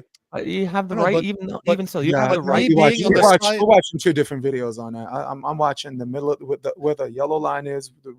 That's the middle of the street. But the guy took steps towards him. But it's like they have the right to protest, but everyone else has the right to be there too, right? They have the right to film it, and if that means that they're right there, like you can't. But if you are mindfully aware that being inches away from someone's face is gonna irritate them, it's still assault at the end of the day. The guy has to have restraint and not do anything and not smack phones out of anyone's hand, But wow, I mean, look, I like the shot. I like that this guy's been doing the damn thing. You know, I'd love to talk to him on the show because I really like that he's. Yeah, I really wish he's boots on the ground. I'm always gonna have respect for someone that's boots on the ground. That's not talking about it because that's symbolism. This dude is doing some form of activism or alternative activism. I'm mad respect to this guy, so I'm not trying to make him out. He's reporting. That's why I call him a reporter. You know what he reminds me of? Like, you know, back in the days, people would go to war countries and they'd just be there with the camera filming people. They provided their opinion, but mostly what was going on. That's combat journalists. Combat journalists. Yeah, that's what I see from him. He's going in a place where he knows it's going to be hostile for him. Yeah. He knows that it's not going to go well, but he's just, you know what? Nobody else is doing it, so I'm going to do it. Because he's one of the only ones. I like that he's talking to people, though. Nico, I like that. that kind of activism we're talking about. Keep that in mind. What you're saying, keep that in mind, because I have one more video to show, which is from a third day, like a different day. It was about the LGBTQ day of something. Rob, you probably know what it's called. I just can't fucking remember. Well, the Pride? The day of no. Trans Day of Visibility. The Day of Visibility. Thank you. Yes, Trans Day of Visibility. So check this. This is the third video, and then let's address it. Yeah, that was like yesterday or the day before. I can't wait. TJ, push me off the sidewalk. Group. So make sure these people don't push me off the sidewalk. Fuck you, Daisy. They're targeting me. Did you hear that? Fuck you, Daisy. So they know who he is, right? Make sure these people don't push me off the sidewalk. Fuck you, Daisy. They're targeting me and calling me by name here, officer. Yeah, except they physically assaulted me and beat me before, these people in black blocs. I have a right to walk here, don't I? Sir?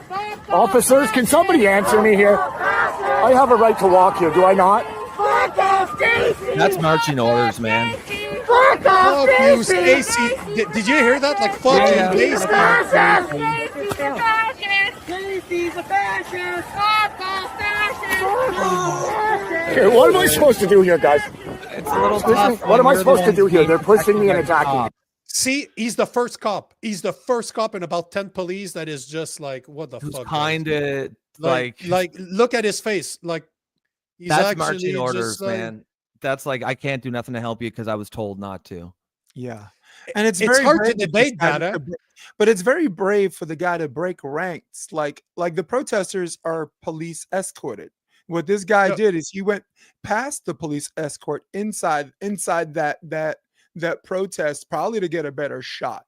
And that dude ended up headbutting him, which I thought was kind of a douchebag move.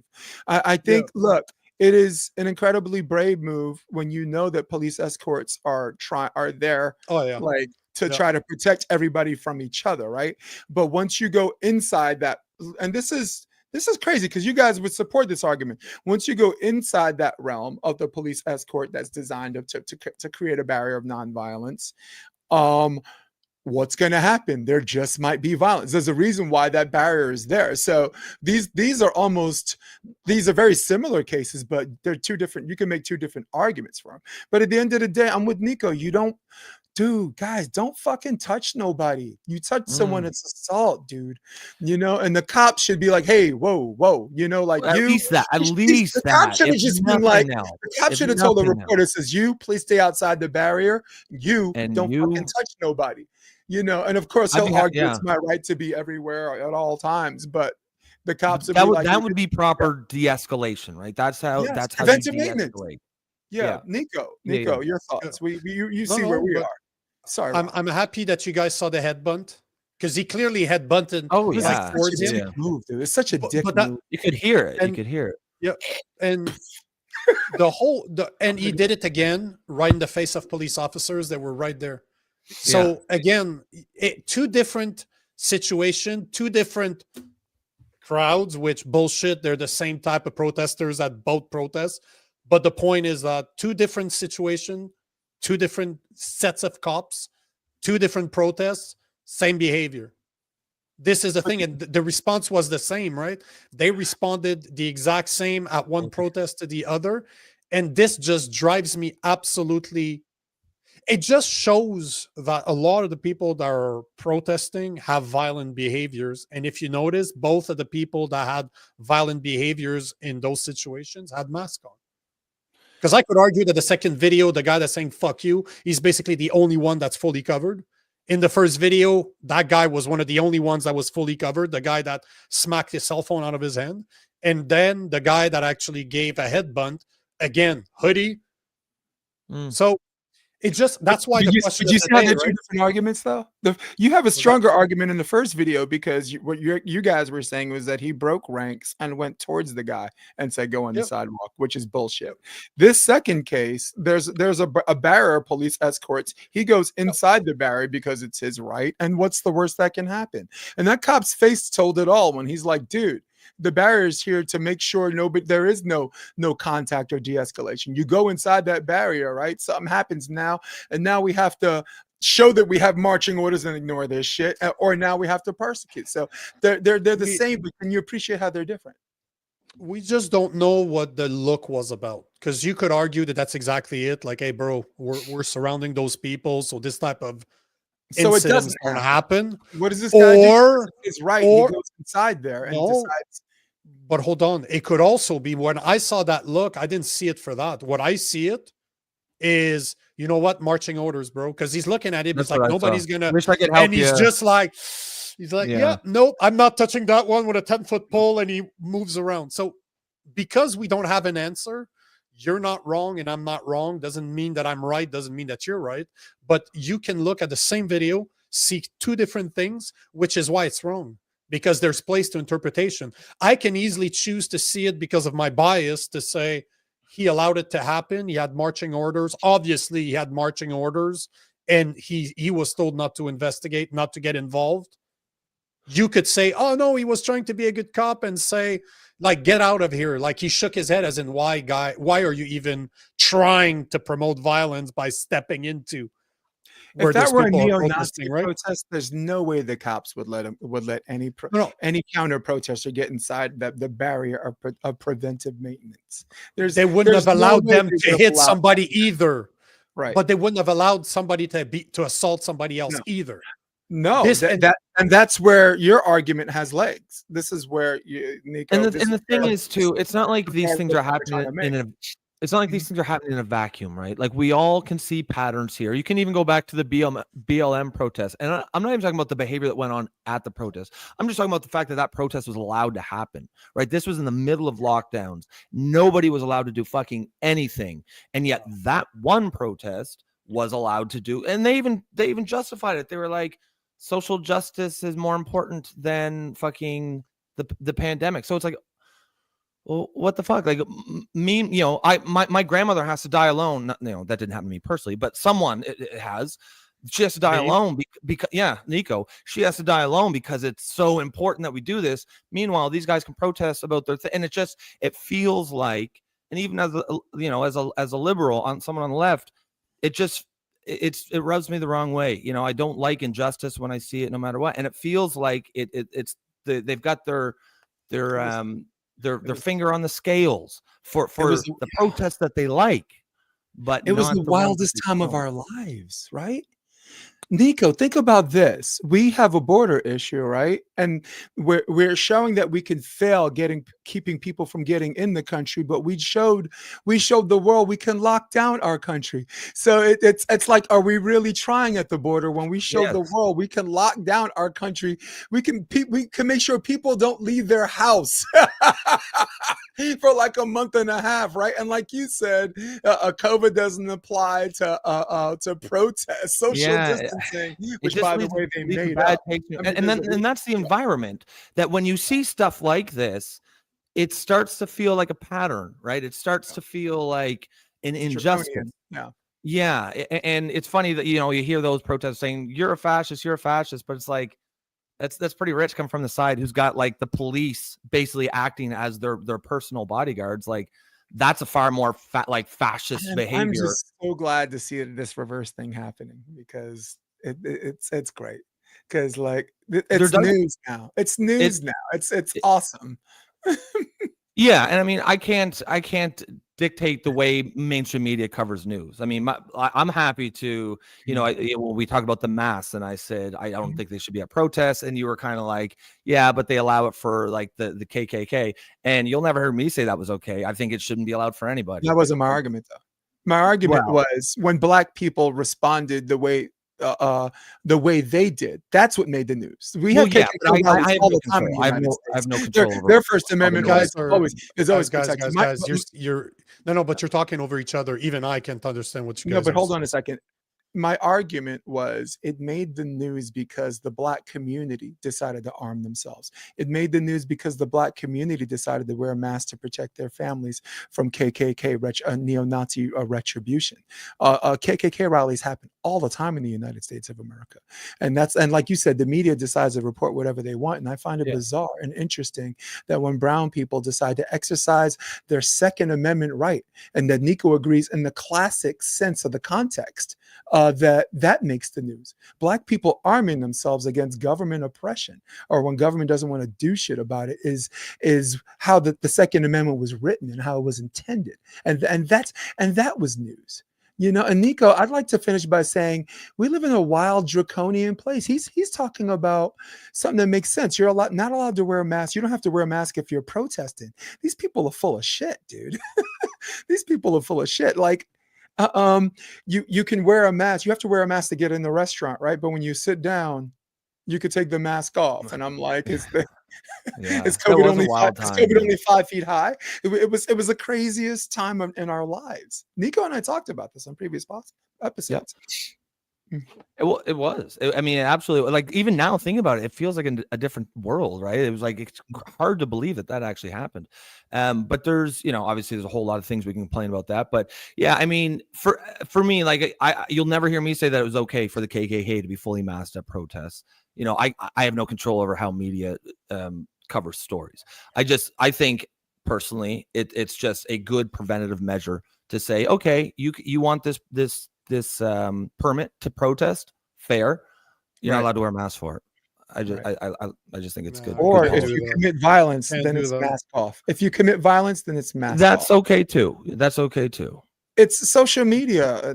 Some of the best ways for people to express their free speech and not be vilified for it is to have, usernames that don't match their name, right? And this country decided that corporations are free speech, right? We decided that big corporations don't have to disclose what candidate is getting shitloads of money to win elections because they have more money, right? So I as much as it disgusts me, I think KKK people should be able to mask up. And but to Nico's thing, once you touch someone, it's mask off. It's like, just like Scooby. Who watched Scooby-Doo? No one watched Scooby-Doo? Like the monster. Everybody. Who the monster really is. It's always someone. Yeah, it's always someone. Yeah. Nico Hagen. Just look at V for Vendetta. That's why I will never agree to not allow people to wear masks, because sometimes the only way you can protest is in unity with other people. Just like V for Vendetta, right? At the end, they all have masks. They get killed. They get abused. But at the end, they're doing what they're supposed to do. So again, I don't think you should. I think you're allowed to wear a mask if you want to. I don't have a problem with that. But if you do commit violence, it should be doubled or tripled. What you get as a punishment should be worse because you were a coward and you hid your face. Because you obviously, and the whole point of those 3 videos is just to show that the only people that were violent matter is just a fuck you or touched him, all were masks. Like, they all wore masks. It just doesn't look bad. It just doesn't look good. It seems that the people that wear masks are either feel empowered to be violent or that was their intent all along. You can argue on either side. It's just, it looks bad, and I don't believe in coincidences. That being said, there's obviously, men, we're not going to go through all those videos. Obviously not. No. But there's one I wanted to show. We're going to finish with Val Kilmer. I will make time for him. But one of the things we promised to do is to give a Canada election update, since we're in election time in Canada right now. Yeah. And I wanted to show this and give a bit of perspective to it afterwards, because now Carney is the liberals, or the left-leaning individuals that still believe in the Liberal Party, are very happy right now because supposedly, at least he's advertising it, that Mark Carney removed the carbon tax yesterday. So I took a video from his own platform. But Prime Minister makes good on his promise to axe the consumer carbon tax. As of today, the consumer carbon tax is over. Gas prices are way down this morning. Lots of smiles on faces and lots of busy gas stations. Overnight, the price of gas at this station tanked from $1.52 to $1.36. So this is, okay. Do you know what the Stockholm syndrome is? Everybody's familiar to that? Yeah. So for the people that don't know, is basically when you fall in love with, you get kidnapped, you're held hostage, and you fall in love for the people that are holding you hostage. That's what the Stockholm syndrome. I just wanted to put that into perspective. Right now, after he axed the tax, gas prices around Canada average $1.52 per liter. That's the price right now. In 2019, just before the tax was put in place, it was $1.26. I just want to say that. So people are like, woo, we're saving money. Hey, fucktard. It used to be 30 cents per liter, almost 30 cents a liter less. So yeah, and so guys, stop with this shit. Like, stop with this shit. The government fucked you. They put it, and then they unfucked you, and they want a victory lap. Can I finish, right? bro? Bro, come on, man. Let me talk. Bro, you're always talking. Seriously? Yeah, seriously. No, but go ahead. Finish what you're Nico talking got about. a punchline. Rob, come on. Go ahead. Bro, go for it, bro. I'm gonna stop right there. No, I was agreeing with you, man. Like I try not to jump in. Like I got things to say as well, you know? Go for it, man. My Jason, point anything? I think Nico's right. I think like they're not doing anyone a special favor by bringing things back the way they were. I think there's a certain you should be commended by at least trying to steer the steering wheel back in the direction which we think is the right direction, right? So putting us right back where we started from is nothing to celebrate, it is something to celebrate, but to act like that people should be grateful just for making everything normal to a government in which it's their job to keep everything normal is not something where he's going to get bonus checks for. It's your fucking job. Do your job. And go ahead, Nico. Sorry. Hey, go ahead. Oh no, man. I was trying to make a point just to say that it was cheaper in 2018 and 2019 before the tax. It went up past $2 at some point a liter because of the tax. And now we have Carney scrapping the tax, the consumer portion of it, and people are happy. Yet we're still paying 30 cents, just under 30 cents more than we did in 2019 before they put the tax in. So people are so fucking stupid that they're celebrating this when clearly it was cheaper before. And now they forgot what happened over the past 5 years or the past 6 years now. But they're still voting for the same guy that was telling Trudeau what to do for the economy. Don't forget that Mark Carney was one of Trudeau's advisor for the economy. So the carbon tax comes from him. And now we're celebrating him because he cut the tax that they put in without even cutting the tax. He removed a portion of it. He didn't remove the whole thing. It's not cheaper than it used to be. It's still, after he cut the tax, it's still almost 30 cents a liter. That for you, Jason, is 3.8 liter per gallon. Like when I was in fucking Alabama last week, I was paying $2.58 a gallon. Yeah, that's almost 4 liters. Here, we're celebrating paying $1.52 a liter. Are you guys retarded? Like, you guys are fucking nuts. Like, it's absolutely insane. Absolutely insane. Somehow, but we're happy about this. California. Insane. Yeah. Nico, do you know how much gas is in California per gallon? $5. $5.19. Yeah, I believe it. Wow. We saw it through the US. As soon as we left Alabama, we left like Alabama, Georgia, South Carolina. We started going to North Carolina. It was like $3 something. Like, it was literally $1 more a gallon. And it just went up as you went closer to Canada.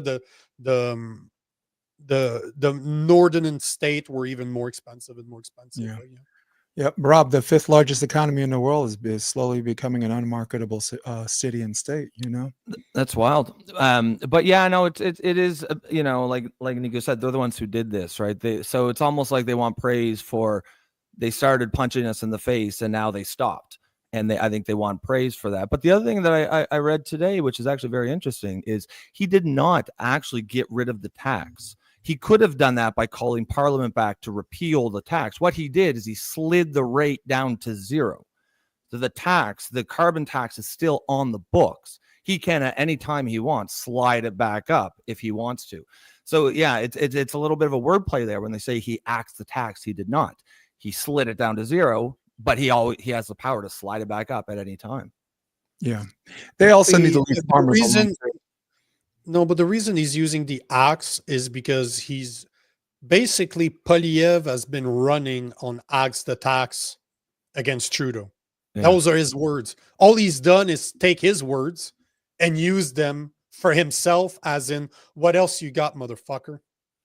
That's Carney is very intelligent. He is just, what else you got? Polyev has been running on, I'm going to cut the tax. I'm going to axe the tax. I'm going to axe the tax. He has a bunch of fucking flyers saying axe the tax. Now you got the liberals that are using his own words. So basically what you have on your flyer to promote your party is also what I'm saying. So you're promoting me by you still using those words. He's very, very clever.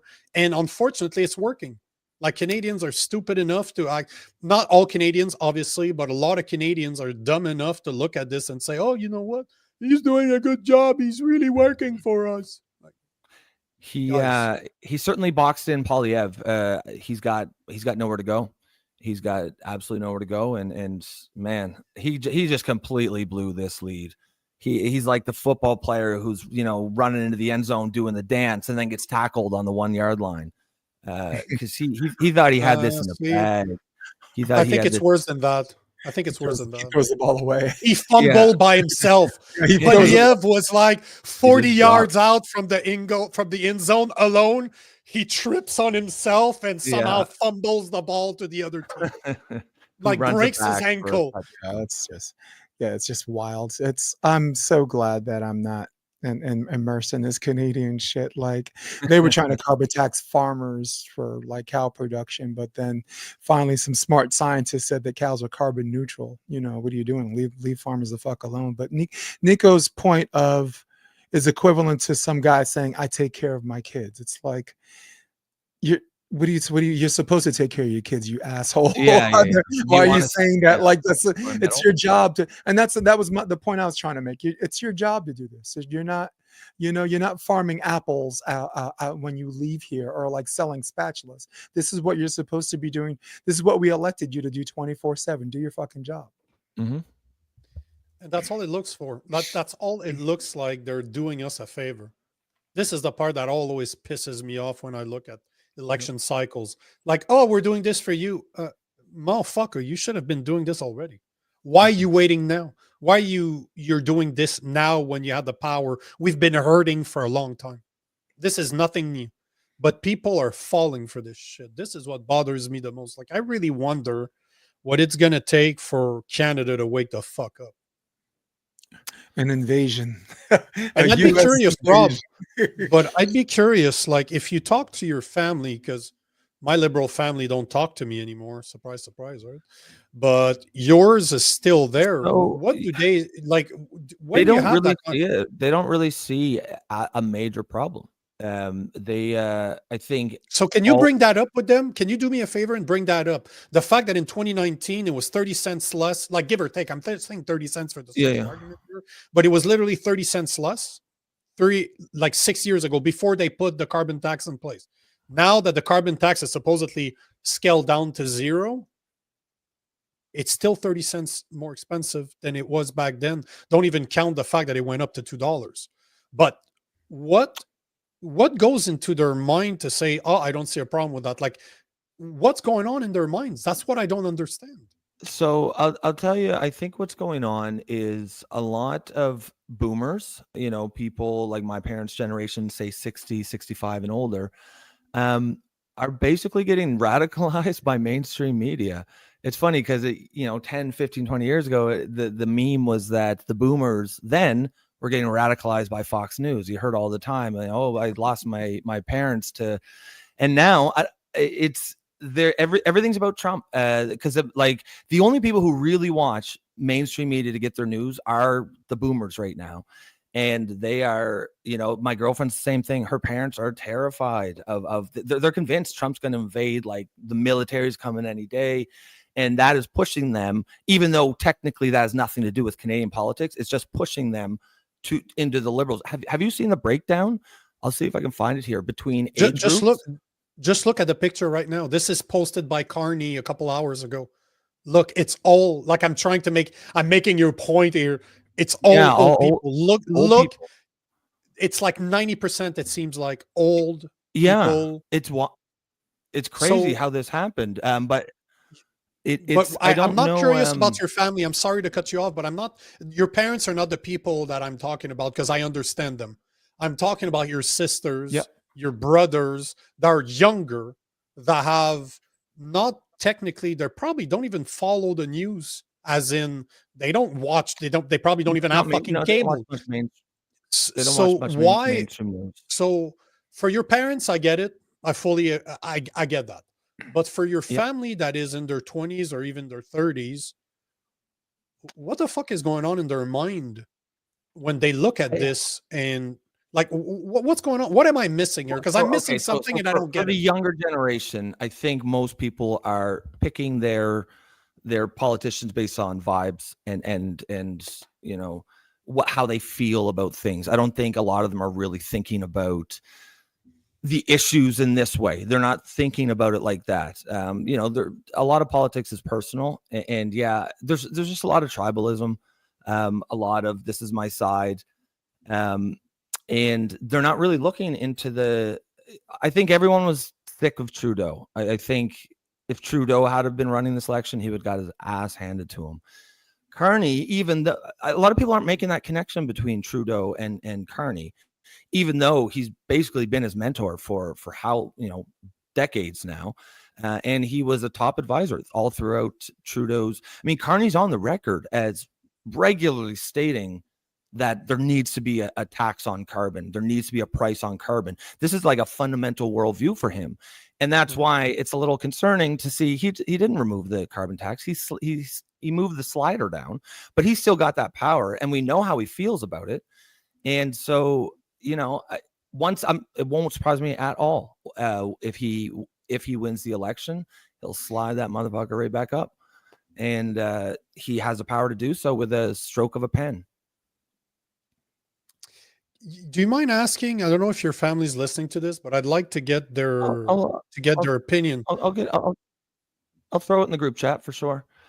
We typically don't talk politics because remember, man, I'm a shit thrower. I'm a shit bomb thrower. I like to have a nice shit bomb, throw it in a room and leave. But in this case, I'm just curious.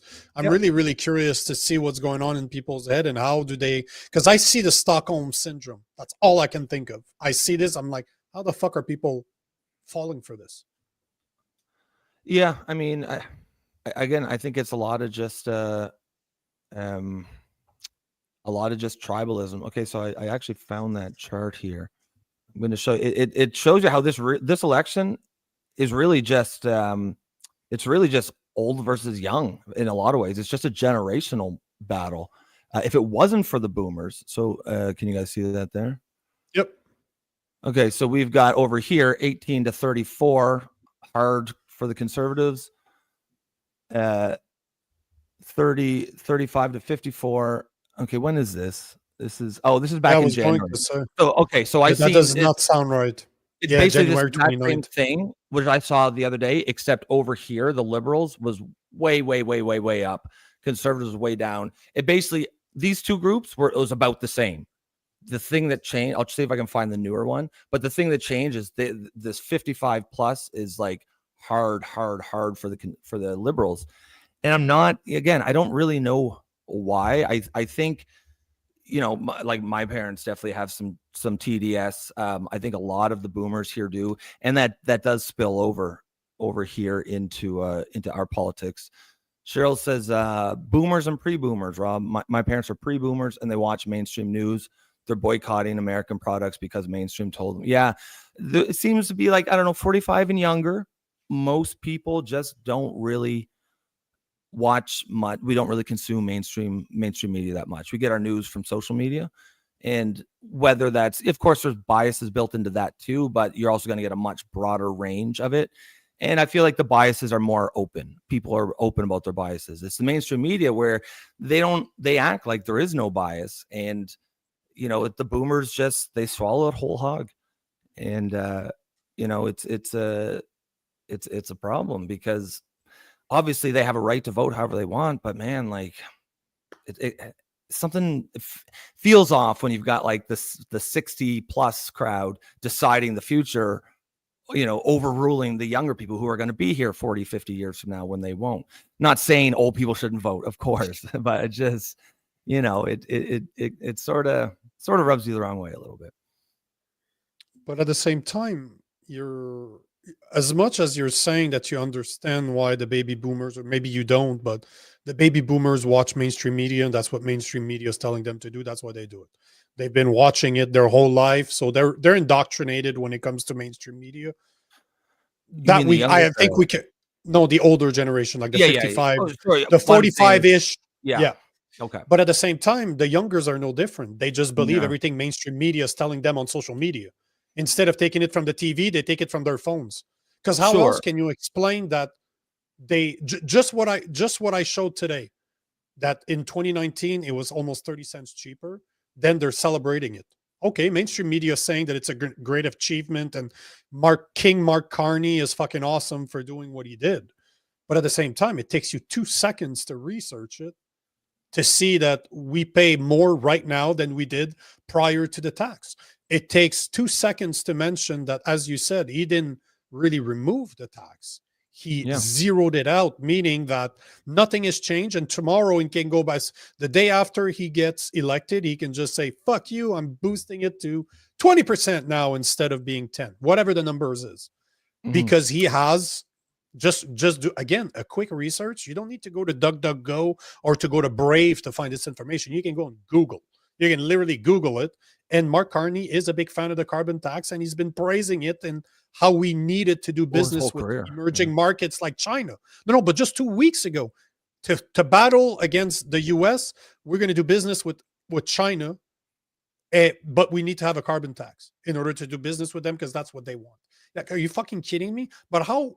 So the fact that people are not taking their information from mainstream media on cable, they're still taking it from mainstream media on their cell phones. Like, it doesn't matter. The medium doesn't matter. They still don't question what they're being told because it goes against their feelings. And this is what I want to know from your family, because right then and there, I would ask my family, but goddamn, they don't talk to me anymore, so I can't really do that. But I don't understand. I don't understand what it's going to take for people to start questioning what they're being told. You don't have to agree with me. You really don't have to agree with me. You can think I'm full of shit, and that's fine. But if I can put just a little hesitation or a little question in you to just say, oh, fuck, maybe he's up. Maybe I should research this instead of believing what people tell me. Yeah, I believe that. I think this is bang on what you're showing right now. I think this is bang on. Yeah, so this is from March 24th. So this is a lot more recent. And this is the thing that I'm talking about. It is primarily the 60 plus crowd that is if the Liberals win, that's why. You've got a majority support for Conservatives in literally every single other age group. And of course, you're always going to have some support, but I think, like, obviously my sisters are Liberal, but they would be in the minority in their age group. It's the boomers who are, for whatever reason, just swung really, really, really hard to the Liberals. And if the Liberals win, it's going to be that age group. And you know what the problem is with that, what you're showing right now, because that's a part we need to put into perspective, is that 20% of Canadians, 18.98 if you want to be exact, are above 65. Yeah. So you're talking about a very big portion of the voting population that's over 65. So they're the one that they're fucking us, and they're too old. So either they're geriatrics, like they don't fucking remember what happens, or they're gonna die and they just don't give a fuck. They vote with their feelings. But this is the part, right? Like this, we're not talking about this, but yet a good portion of the voters in Canada are above 60. Yet they're taking decisions that are going to destroy the next generations. And obviously the next generations are like, we don't want this shit. Yeah, it seems unfair, right? It doesn't seem like, but like obviously in a democracy, one person, one vote, but it does. People out there, you guys won't even be alive 20 years from now. If you have a lot of those 60-year-old in your family, maybe it's time to put them in a home. I'm just saying. It's a joke, obviously. Yeah, It's a fucking obviously. joke. They're allowed to vote. I But think at the I same think time, it's bullshit that they can do that. I think It's Cheryl bullshit that they actually. have such a big role. I think Cheryl probably has the best answer to your question. In my opinion, it depends on whether or not they've had a personal wake-up call, something that has happened to them personally that doesn't make sense. Until that happens, I think most people are just going to revert back to their status quo thinking. And if COVID did not wake you up, you're asleep and you will stay asleep. And if you're above 60 and COVID did not wake you up, you're going to die asleep. Sorry, not sorry. At this point, what the fuck is it going to take for you to wake the fuck up? Yeah. I mean, you don't think COVID woke a lot of people up though? No, clearly not. I think it the did. same government, the same government that was tyrannical is still in fucking power. Yeah, This guy that has worked with Trudeau behind the scene is now prime minister. He is as responsible as Trudeau is for what happened during COVID. Freeland, that was the one that went after protesters' bank accounts, is still in power, and she just froze something like $40 million of assets for payments for EV rebates going to Tesla. So it wasn't a fluke thing. She froze bank accounts 3 years ago. She's still fucking doing it now because she can. The same people that did this are still in power, and there's liberal voters out there that are still voting for this shit. If this does not wake you up, what the fuck is it going to take for you to wake up? Well, and then you've got the economic case, right? Like our GDP has completely stalled in the last 9 years. I mean, that's my biggest thing with this party is there's nothing that Carney could have done to get my vote, just because I fundamentally believe you cannot reward that kind of behavior in a democracy, because the party will have no incentive to fix what they're doing. If they keep winning, of course they won't. And so, I just, you have to, that's the only way we can hold parties accountable is by voting them out. If we're not going to do that, when they show that kind of incompetence, I mean, I don't know when you ever would. Like, I'm kind of baffled in that regard as well. I'll add one more layer to this problem. And that's what, again, I'd like to see what your family think. But will they vote liberal because they don't see enough of a change? They don't see enough of a difference between the liberals and the conservative. You know where I'm going with this, right? Yeah. Because I don't see much different in their speech anymore. The Yeah, more yeah, Carney takes the ideas of Poliev and makes them his, they're very close right now. Not in their ratings, but as to what their speech are. Like what's the main difference now between Poliev and Carney? I don't know. Yeah. What the fuck do they stand for now? This is brutal. This is yeah. brutal. So this is a chart. If you look down here in 2015, we were basically lockstep with America from 2008 here down here, that big fall. That's the 2008 subprime housing crisis. We're lockstep. We're lockstep. 2015, exactly the year that Trudeau gained power. And then look, if you go extrapolate, we're the exact same place. We have stagnated completely. America's continued to go up. You can't reward that kind of behavior. It don't matter if they parachuted some new guy in. That for me, it's just as simple as that. It's just basic. You have to hold shitty performance accountable in your democracy, or you lose any sense of discipline. That's how you get a banana republic, when parties feel like they have a lock on it, because they don't have to be accountable to their voters. Cheryl says here, yeah, and again, I think this is also a great comment with regards to attempt to answer your question there. She says, Nico, in my experience, it's like cognitive dissonance. They may notice something, however, I believe it's too far a stretch for them to connect the rest of the dots. I think there's some major cognitive biases being at play here. And you need to remember, like, we talk, this is what we do every day. We talk politics. We're involved. Most people are not. Most people don't think about politics to this extent. They know the names of the people, and that's about it. right? They know, oh, I like that guy, I don't like the guy. If you ask them, they won't even be able to tell you why. They'll just say, I just like him. And I think it's very, very odd that for the United States, the majority of the country, 41% of this country are independents. They're registered under the Independent Party, Green Party, or no party preference, and yet we are the ones made to look like the minority because the mainstream media is predominantly pumped to conservative and Democrat. And to answer your question about the liberal thing, like why no one's seeing it, it's because there's an inherent fear. Speaking from the United States perspective, but certainly seeps into Canada, there's an inherent fear that the party's disappearing. There's been a huge exodus from the Democrat Party, and all of those people that have been censored, all of those people that have been silent and vilified are not conservatives, who they've been doing this for the last decade, if not forever. It's been people like RFK, it's been people like Elon Musk, it's been people like Tulsi Gabbard. All of these people left. Like Joe Rogan is as left as it gets, and if you look at like the heading of like podcasts, they have like bubbles. Like the bigger the bubble, the bigger the where he leans. So and it's red, so it's red, and it's this huge bubble. So he's rated the biggest conservative host. This has been an attack. Yes, isn't that wild? But that's the point. You should see Joe Rogan's reaction to that. It's like, what? That is wild. And he's not even a political show, right? So, but my point is, it's been an attack on this party, these people that are leaving the party, because if it's public that there's this huge exodus, their party will disappear. And this is why having me on the show is valuable, because I do lean left, but I do remember telling Nico, like, everyone's like, how come you're always on the show going after the left and not the right? And it's because, like, Mitch McConnell didn't promise me Medicare for all. Like Donald Trump did not promise me a minimum wage hike or a livable wage, right?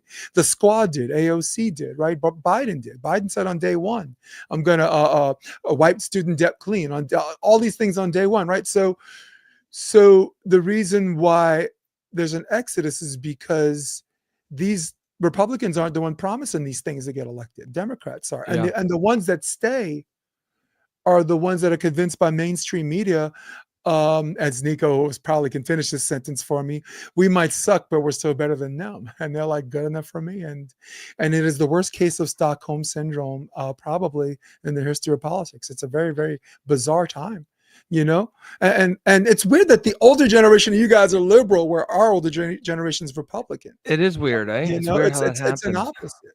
Yeah, like, it's really weird. We get, as young guys, we get this speech all the time, like, you can put yourself through college. I'm like, Elizabeth Warren, you lived in a time period where you can wait tables and put yourself through college because college was cheaper. And probably buy a house, you know what I mean? In the like 1990s, college went from the average of the median of $22,000 a year to $165,000 a year. Now you need to have $1 million to get your kid through a decent university for 4 years. So I don't listen to these people talk about, if I did it, you can do it, because when they were doing it, different world.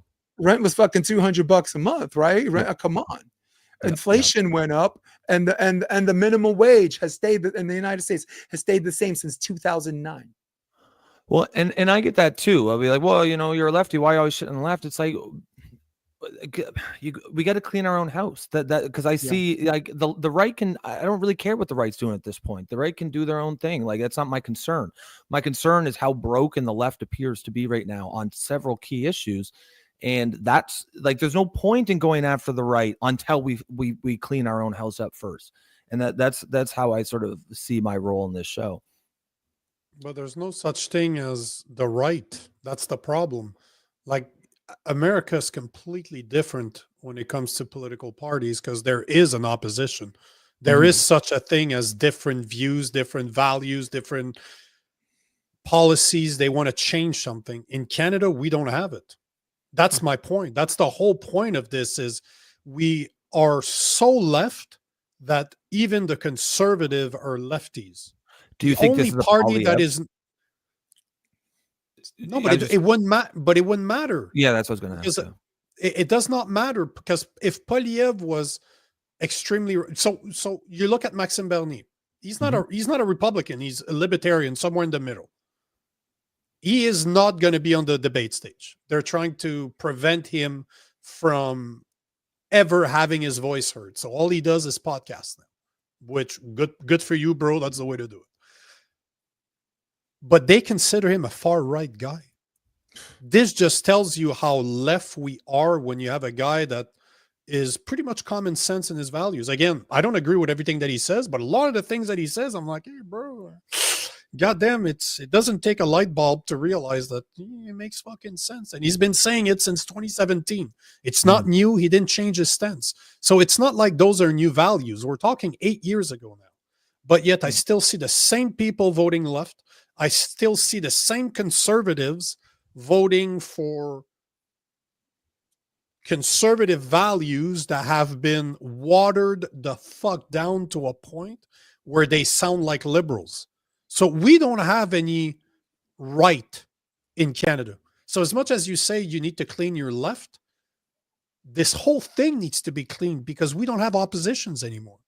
Everything that you hear, and that was the point I was making earlier, all Carney had to do is to axe the tax, and now Poliev has nothing.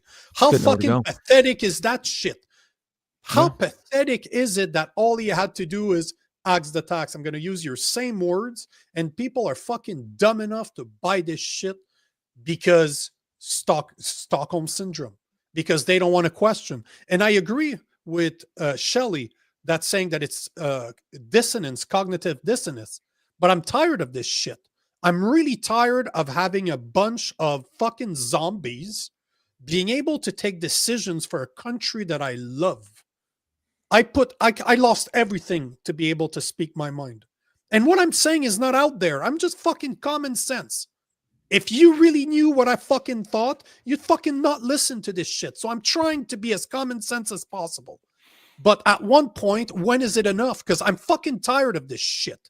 I'm back in Canada and I don't want to be here. I don't like it here. Both my wife and I don't like it here. We don't like it, and it's not my fault. It's because of you fucking idiots that are out there that keep voting for the same fucking idiots. It's your fault that Canada sucks. And it bothers me because, you know what? I can leave. I can go back to the US. I can go fucking live in Italy. It's going to be your fucking problem. Your problem, not mine. Because I can leave. You can't. It's your parents that are going to die broke. Your parents are going to die broke. The people that keep on voting for the same fucking idiots, you're the one that's going to be poor 10 years from now.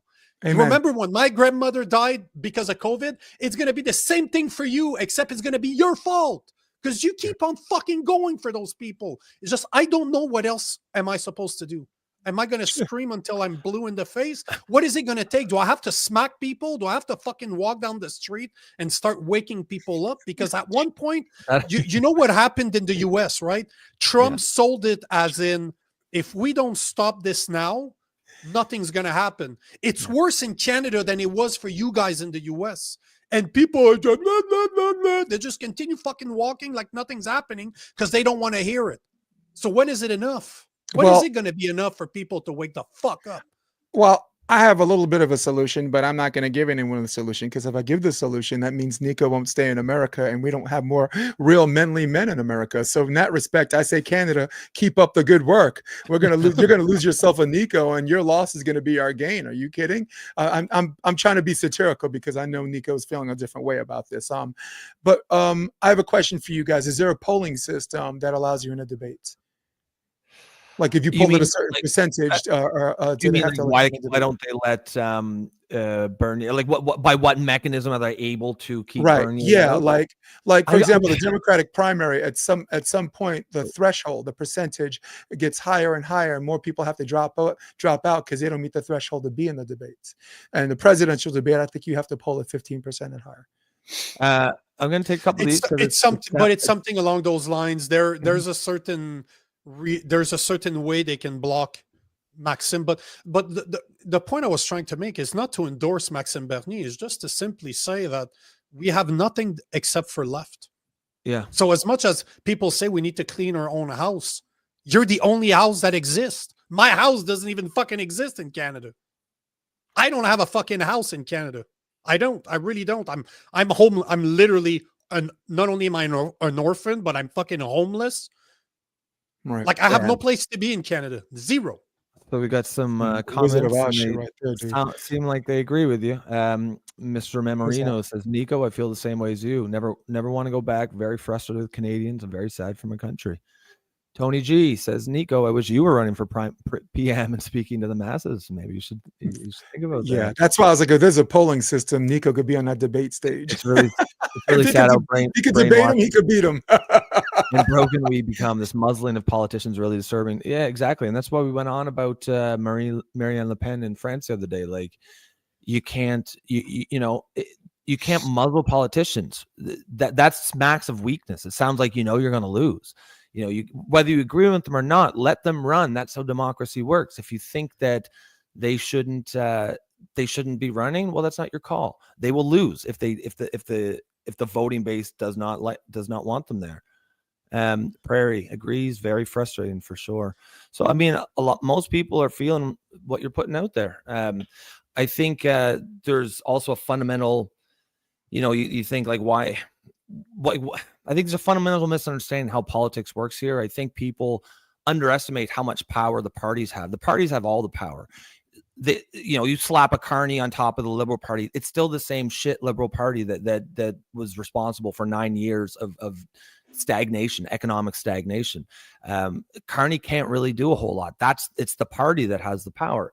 I'm not sure. I feel like in the United States, maybe the leader has a little bit more sway to act. Like Trump basically grabbed the Republican Party by the fucking balls and he dragged them to where he wanted to go. You can't do that here in Canada, just the way the system works. Yeah.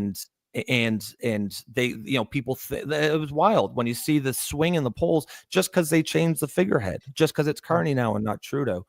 And I mean, it's ridiculous. People just do not understand how our system works. But you have to appreciate the why as far as Trump grabbing the Republican Party by the balls. The voters decided that, right? Yeah. A lot of these establishments, these RNC and these DNC establishments, are to make sure that grassroots candidates or candidates from the outside looking in don't get to take over the party. And that's what happened in 2016. It was a hostile takeover because when Obama was president, everybody was glad Obama was going to be gone because they knew that one of their own was going to come in and take over. And here comes Trump. The Democrats are, and the Republican primary, by the way, the Democrats are cheering for Trump.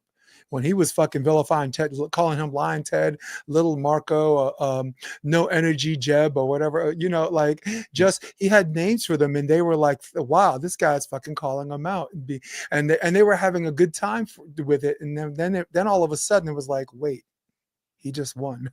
How did an establishment that their brick walls and their stone walls are so thick, how did this guy do it? And this is why he won 2 out of 3 times. The Democrats, just like the Canadian Liberals, are not listening to the voters. They're saying the voters are children. They don't know better. We're going to show you what's good for you and what's right for you. And that is the introduction to fascism. And this is why, much to my chagrin, liberalism has been kind of like kissing cousins with fascism, because I don't consider I do not consider liberalism fascism, but do I have an argument against that shit based on the last few years? Jesus, the authoritarianism is creeping in, and for people. But you understand what I'm saying? The people decided that our system works. The people decided Trump should be president. This man won the popular vote. He won all 7 swing states, much to my chagrin. I don't like him, and in many ways, I still don't trust him. But it did show the system work. Yeah. But again, you guys have oppositions. You have 2 parties that clearly don't stand for the same thing. We don't have that. This is what blows my mind. We have more than 2. Like, we don't have that opposition.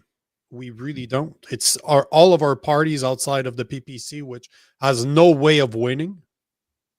Well, would you consider the PPC opposition if they were able to get enough votes, like just by their platform, by their policies? Of course they would. You would consider that enough separation for, okay. Do I consider that enough? No. But would it be a good place to start? Yes. But it's something, yeah. Because we don't, the fact that we don't allow for a different like a different view, because what Maxime stands for compared to all the other parties is completely night and day. Like, it's completely night and day from even the conservatives.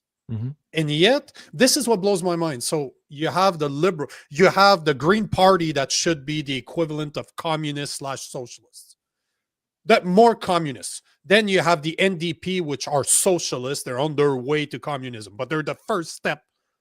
They're the last step before communism. Then you have the liberal that should be the left. Then you have the conservative that should be the right.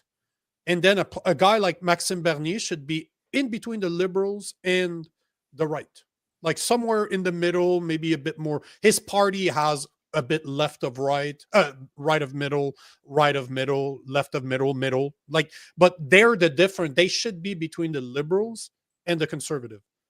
But yet we're in a world where the conservative are with the liberal on the left. Yes, the liberal are left, or if you split the left into two, they're more left of middle of the left, and the conservative are more right of middle of the left, but they're still under the left banner. And a guy like the PPC's value are all out of right field. Like, those guys are crazy. Yet I probably follow at least 20 candidates for the PPC right now. And everything and I know them. I've recorded content with them. I've spoken to them. We're in the same private groups. They're just regular people like you and I. They're tired of this shit. And they're like, you know what? I'm going to try to do something. Chances are I'm not going to win, but it's okay. I'm going to put my best effort forward, hoping to help the people. And they're being called names. They're being called right fascists. They're being called like the equivalent of the Maple MAGA. And I'm like, bro, they're left of me. I'm way more right than they are. Yet people still think that it's okay for us in Canada to have a uniparty. And I don't understand how it's even up for debate. I don't understand how it's even a conversation. It's not even a conspiracy theory at this point. Just just look at their platforms, put them one. I have 3 screens in front of me right now. I could put the NDB's platform there, the Liberals platform. I could put the Liberal platform there, the Conservative there, and Maxime Bernier. And I'm like, those two sound exactly the same. Yeah. I think the FCC allows the media to lie with impunity that makes people shift this argument, right? And in many ways, social media has become complicit, because the best way for some of these social media platforms to build their brand is repeating what CNN is saying and whatever. So it's wild that they think, oh, that guy's just a YouTuber and these guys want to be in our platform at the same time. So there's a hypocrisy, but the cure is just like Kendrick Lamar said, turn off the TV.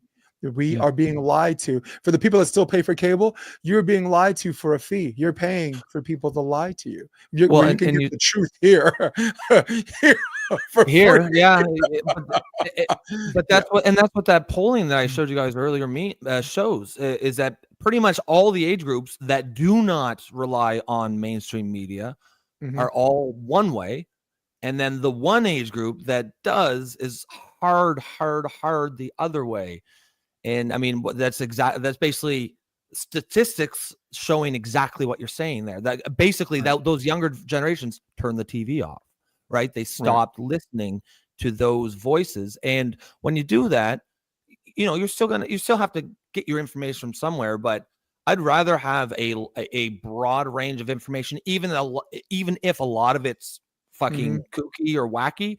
I just think you're in a much better position to make a wise choice than if you get just your information from one spot, even if it's like the establishment and it's not wild, quote unquote. It's funny because mainstream media sort of prides itself on not being extreme, and yet if all you do is listen to them, the result is extreme beliefs. Yeah, kind of a weird paradox. Thank God for Jennings, man. At least they were trying to have a balance of Republicans or whatever. And I think, in fairness to the Republican Party, if you're going to have one guy on an all Democrat show, make sure they're strong. Jennings, Jennings is easy to be a fan of because he's doing a damn thing, surrounded, in the hornet's nest, and on the 5, they used to have a Democrat like that, very strong, heavyset dude, but he was one of those guys that was house and gut feel every day. And I'm like, 4-on-1, he don't give a fuck, man, so, but yeah, Nico, I feel your your sentiment. I feel your frustration, and even right now as we speak, you're still boiling a little bit over it. But and I was half kidding when I said, you know what, Americans need more real men in this country, so their losses are gained. Yeah, I mean, all we can But the do thing is, it's not a show for me. It's not. This No, is it's what real. bothers me. It's This real. shit does not stop when I turn this off. I No. think about this stuff day in, day out, because it means that my son is not gonna get to fucking grow up in Canada. My son's not gonna fucking get to experience the Canada I experienced. And it fucking bothers me. It pisses me off that my son doesn't get to live here, to play here the way I did when I was young. That means for the rest of his fucking life, he's going to have to travel all over the place and never be where he's from, where my values come from. He's never going to get to see that because of people out there that are too complacent, too lazy, too dumb, too naive, whatever the fuck you want to call them. My son will not get to experience what Canada was in the 80s and the 70s when I grew up. And they don't give a fuck. Your graph shows it clearly. The people don't care. They're old. They're not going to change. They're going to continue voting for the same dumb fucking people day in and day out. And who's going to pay for this? My son. Well, they're not going to be around 30 years from now, right? And it's just, I mean, it doesn't feel right. It feels off. I don't know, you can't say old people can't vote, but yeah, I agree. I mean, obviously I don't, express it in the same way, and I probably don't feel it quite as deeply as you, but I do feel a sense of frustration as well. Yeah, well, it's something I learned in my life experience, and maybe this will help you, Nico. Nico Lagan is not a place. Nico's a people, right? I grew up Flatbush Avenue, New York. I grew up Coney Island Hospital. Coney Island was so bad; it was such a bad neighborhood. I moved to Flatbush, which reputatively was bad. Consider moving to Flatbush Avenue an improvement. People will laugh in your fucking face. So, and most of the people that live in those conditions can't wait to get the fuck out. So those are people that grew up with the culture that they want to forget, where you grew up with the culture you want to remember. But at the end of the day, the net result is Nico Lagan's not a place. There are people. And all they've done was make your job more difficult as a father, but I think you're going to get it done. And time will tell how that turns out. But I think we're going to be all right. I think a lot of times when you're in the middle of something like of a moment, it might feel like there's no way it'll ever change, but it does. Yeah. Nothing lasts. You're my forever, people, right? Nico. I'm gonna get all emotional because I'm getting emotional now. Nico, you're my people. I never even met you in person, and you're my people. I know you feel a different way about your values and this and that, but I just wanted you to know that what you've done and what you're doing goes way beyond a nation. Nico's not a place; he's a people. Amen to that. Gentlemen, I don't know if you guys are going to stick around for a little bit. I got to run because I got to get my son. Gotta do that Val Kilmer thing. Do we have time for that? I really got to go. But if you two want to stick around for that, Nico, do you want to wrap up or stick around for the kids out of school in thing? 10 minutes? No, I can do the Val Kilmer just because I like him a lot. But yes. All right, gentlemen. I'll catch you guys on the flip side. I got I'll see you tomorrow. Bobby McGee later. I'll text you later, Nico. Yeah, my kid's out of school in 10 minutes, so I got to run. We'll see you tomorrow, man. Take care of All right, yourself. guys. Yeah, you too. You guys on the live stream still sticking around, man. God bless you. How deep is your love? This is awesome. Yeah, we got some.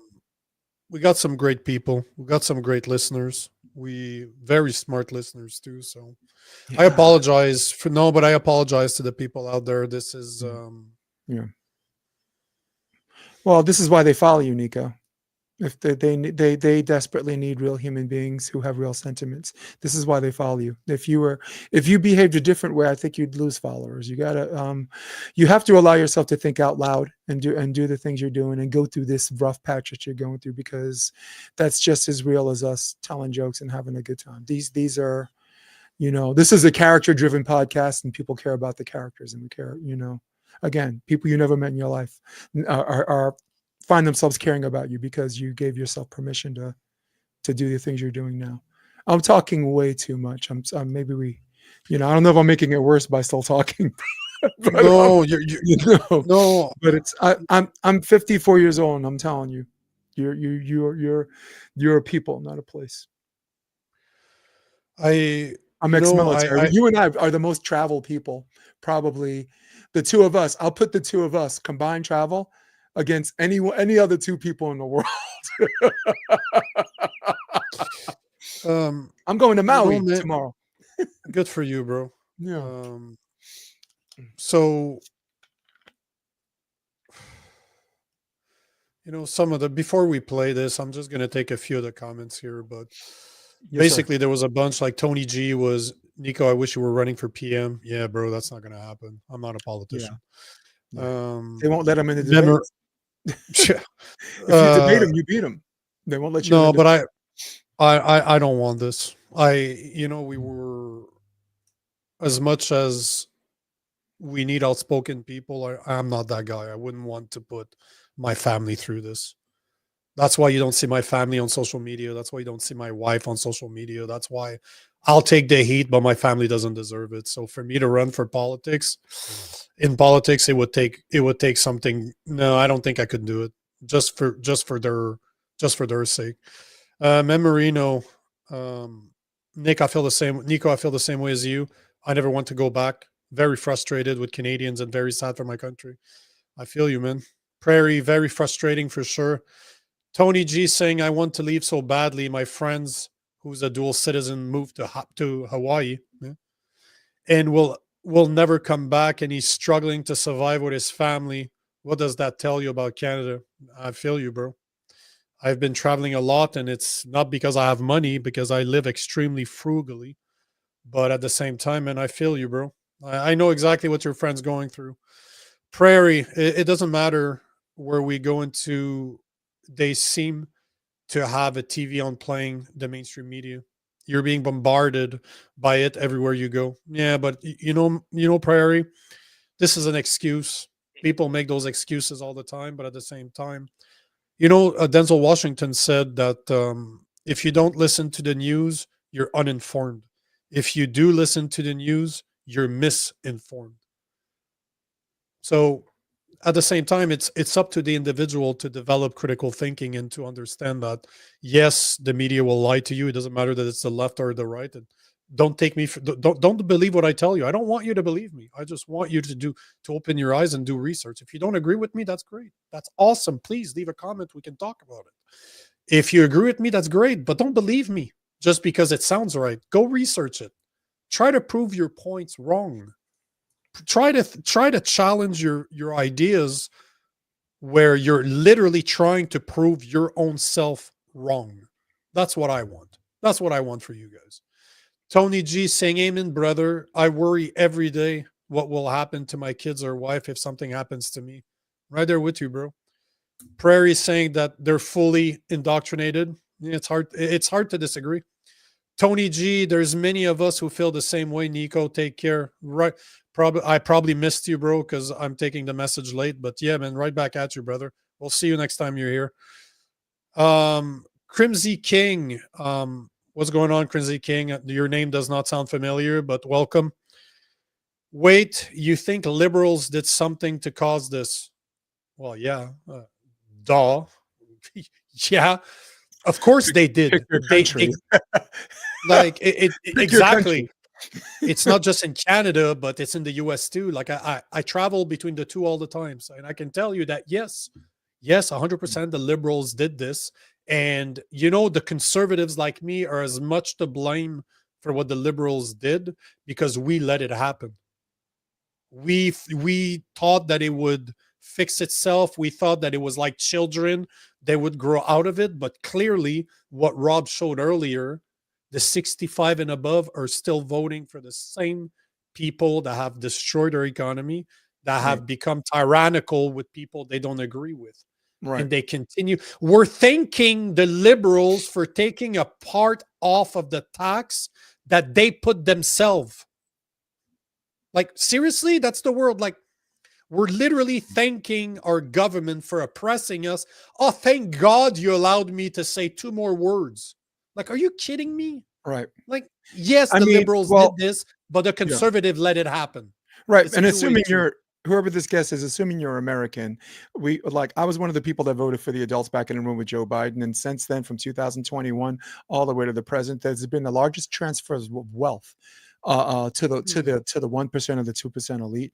We got us into 2 unnecessary wars, and we're on the brink of nuclear holocaust. So I'm not saying all liberals did that, but we're not giving them credit where credit's not due. Amen. Crimsy King, what do you think they did? Hopefully what I just did there, like I went on about this for almost 30 minutes. I don't think I need to continue, but hopefully that answered your question. Yep. And Crimsy King, again, it doesn't sound like you're awake at all. Okay. No. Like, again, if what I said over the past 30 minutes does not resonate with you, right, that's fine. That is okay, man. And I have receipts. I have receipts. Like, the largest transfer of wealth happened during a liberal Congress, a liberal Senate, and a liberal president. I don't know if you're talking. This person's referring to Canadian politics, but the price, everything went up. Price of gas, price of everything went up. And I'm a liberal, guys. All right. And what the liberals did wrong was they didn't listen to their voters. They decided that the voters don't know what's good for them, and here you go. Right? Election by selection. But I believe in Crimsy King, if you're still there, correct me if I'm wrong here, but you're talking about Canadian politics, and by liberals, you're not necessarily talking about the party. You're speaking about the voters as well, right? Correct me if I'm wrong here. It's just your comments are not very long, so I have to make assumptions here. But if you don't think I sound awake at all, bro, again, Crimsy King, I imagine you're a guy. Okay. If what I said doesn't resonate with you, then my message doesn't resonate with you. And if I don't move the needle, don't have to listen to me, man. I can't debate. If this was passionate, they came from me. I don't like sharing that type of stuff because it pisses me off. But at the same time, if that doesn't resonate with you, that's fine, man. You're allowed your opinion. But to say I'm not awake, I don't want to make this a contest between you and I, but chances are I do a lot more research than you do, and I've been doing it for a lot longer than you have, and I've sacrificed a lot more than you have over the past 4 years because of what I stood for, because of what I still stand for today. So I'm not making this a dick measurement between the two of us, but check the mirror, bro. Just saying. Or ma'am. Well, Crimsy King. Or they. Yeah. Yeah, they, them, ma'am, sir. Yeah. Shelley is saying, I'm making an observation about the cost of living. Rents have doubled. Food have doubled. Owning a house has become out of reach of most Canadians in the last several years. That's what the numbers show, and you're absolutely right. Crimsy King, yeah, so what policies have caused all of this, liberal or conservative? Again, you clearly didn't listen to what we're talking about. What causes a shortage of housing? You want the real answer? Or you want the feel-good answer? Immigration. That's what caused a shortage of housing. Greedy real estate people too. Oh, obviously. People are always going to take advantage of a great situation. If I were a betting man, I'll bet you. Sorry, Nico. If I were a betting man, I will bet you there's more empty houses in Canada than there are homeless. In the United States, that's true. No, we're not. We have more empty homes in the United States than homeless. Yeah, but they can't afford it. It's not. You can't afford it. You can't afford it. But it's not the case. But it's not the case in Canada, unfortunately, because we've taken a lot of. I believe in immigration. Obviously, skilled labor. If you need the skills because they're not produced locally, fucking bring those people in. If there's jobs for them to fill, fucking do it.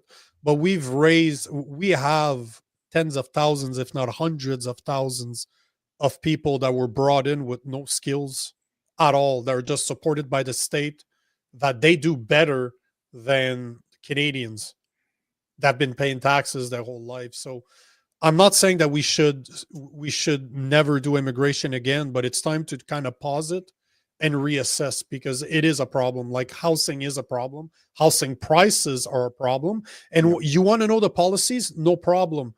If you look at BC, if you look in Toronto, if you look in Quebec, maybe the policies have changed now, but I doubt it. But it is legal for foreigners to buy properties in Canada without ever living there. And you know what? BC is out of reach for more Canadian because the Chinese have invested so much of their money in BC. They don't even live there. They don't care. It's like a bank account, bro.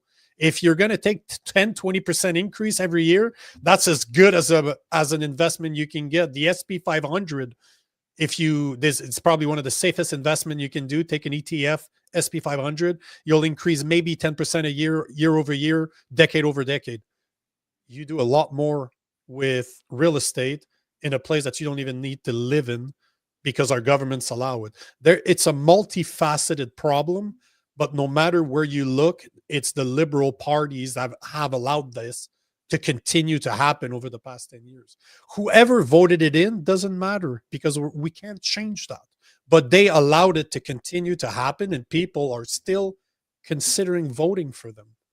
So, Chrismy King, rent skyrocketing and inflation exploding. What caused this?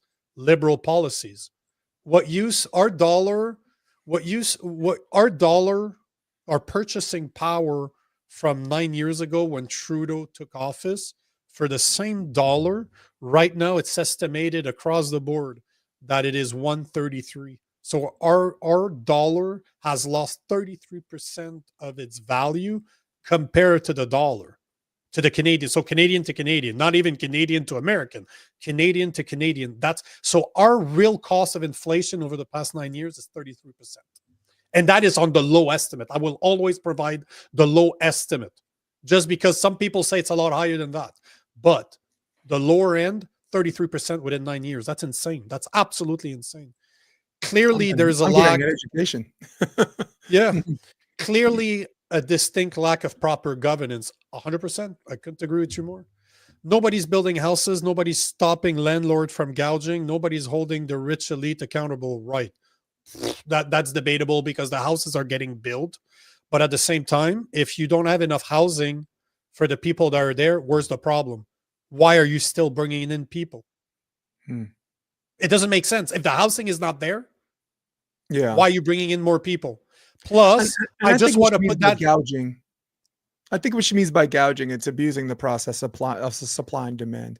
The demand goes up if the supply is short, but if the supply is there, why are they raising? Why is it going up anyway? You know, because they can. Because people, unfortunately, bad people take advantage of good situations. And good situation, I mean, for them to. Let me rephrase that. Bad people take advantage of profitable situations, and this is what you're seeing right now. But at the same time, there's two things that we have to address here. We take in too many people with not enough housing. That's number one. Number two, who do you want to be responsible for building houses? Your government? Because I don't want my government to be responsible for, because Carney is announcing that he wants to build 500,000 houses. Why the fuck is the government building houses? I don't want this. This is socialism right there. Who gets to pick and choose who lives there? Who gets to pick and choose the choice? So basically, you're telling me I can build it. I will set the market because I did not pay it. You're competing. Now we have a government that's going to start competing against the private sector with money that doesn't belong to them because it's our money. It's taxpayers' money. What do you think happens when you start seeing the government fight private entities? The government is always going to win. There's no way for the private sector to compete with the people that actually put the laws in place and the policies and that have infinite amount of money to build. You can't do that. That's not how it works. So they also do a terrible job on who fits the criteria for the housing, right? Like, for example, in New York, they said if you make $22,000 a year, you're eligible to have this apartment for $800 a month. But if you make $22,000 a year, you can't afford the $800 a month. So you're in this harmony. We're in this get fucked category. We make too much where we're not eligible for that, but we don't make enough where we can actually afford a place without a roommate. So. Yeah. But at the same time, we spoke about this, Rob and I've really been looking at, this whole situation has made me realize that people are struggling, that my wife and I could afford to live on our own, get our own place. but we're really considering just living with my in-laws so that we can help them alleviate their monthly costs. They can help us raise our children because my wife's pregnant. They want us around. They want to be around our little guy. So, that whole multi-generational families is really starting to make a whole lot of sense to me. Because even if tomorrow I start making money like I used to, I would still buy a house that could afford multi-generations to live under the same roof, because I think this is the way to go. The economy right now is kind of opening up my eyes as to what people are living through.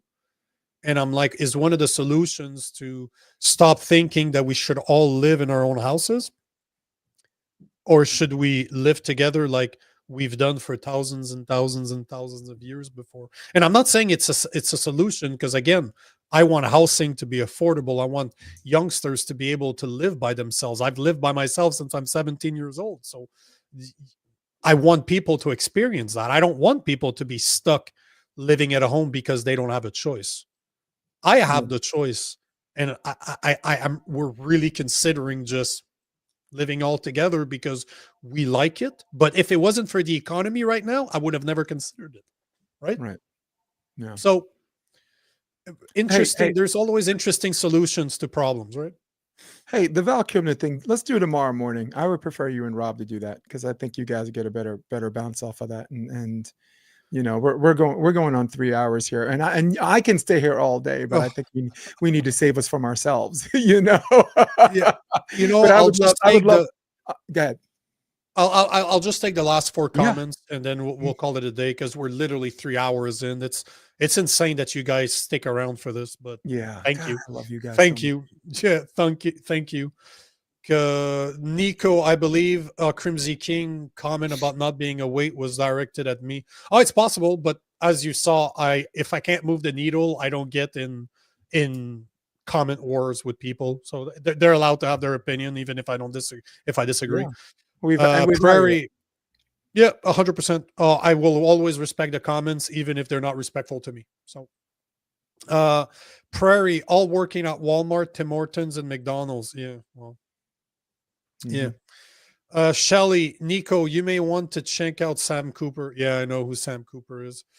He offers another explanation. He used to work for Global News. I believe he is now an independent and wrote a book called Willfully Blind. Blind. Yep. Yeah. And you know what? You might not see this, but there's at least a quarter, if not a third of the books that are behind you that are on psychology. So as much as I don't understand, when I say I don't understand, I fully, how could I phrase this? I can't say that I understand, because I'm not, I don't have cognitive dissonance. Right. I'm not naive. Yeah. I see problems everywhere, no matter the party. But I see why people are like that. I see it. I can't say I understand it, but I see why. Because go ahead. Sorry. And for your guest, this is what I suggest. This is Matt Taibbi. It's called Hate Inc. And it's why the mainstream media weaponizes left and right, while up and down, while billionaires are laughing at us. So if you think in terms of up, down, not left and right, everything makes a little bit more sense. Matt Taibbi is a journalist that exposed censorship in the United States of America and around the First Amendment via social media. That's my suggestion. It's, there's a lot of great work out there. They're not targeted at people like me. They're not targeted at people like you, probably, Jason. But I don't know what it's going to take for the people that are, this is what's interesting. I have right here, almost all that shelf. You don't see it, but that shelf is almost 3 feet wide. It's all about communism, socialists, and Marxism. Not because I believe in it, because I need to understand my enemy in order to understand what they're thinking. If I'm going to be able to talk against what they're doing, I need to understand what they're talking about. Somewhere in there's books written by Adolf Hitler. Not because I like Adolf Hitler, because I need to understand how he gained power so that I can see the next one coming. This is the problem that I see with a lot of people in Canada, is that they don't ever consider the other side of their position. So books like Willfully Blind hopefully make their way into the hands of the people that are curious, at Yeah. least to open their eyes. It's just, but those are the people I might be able to help, but those are not the people I'm addressing right now. They're the people that will never ever consider listening to a show like this. They will never consider listening to the other side of their argument. Those are the people that really need to change, yet they seem to be voting for the same people time and time again, no matter what they do. So 3 more and then we're done. Prairie, how many hands make light work? Oh, I don't know. I don't have an answer to this. If their hands like this, just one. Yeah, exactly. Tony G, you are awake, just not woke. Yeah, agreed. And Tony G, once more, foreign buyers have also have homes. They're only in small parts of the year. Yeah, no, you're absolutely right. So it's a multifaceted problem. It's just we're not doing anything to make it better. Plain and simple. Right. Guys, I want to thank every single one of you for being here. We've been going for fucking 3 hours. Like we're putting Joe Rogan to shame here. But thank you for being here. Thank you for your comments. You have no idea how much we appreciate them. We have a very smart audience and we fucking love it. So thank you for being here. Thank you for doing what you're doing. Yeah. If you like this show, make sure to share the stream. This is how you can help us. And thanks, Jason, for being here. And we will see you guys tomorrow. I love you guys.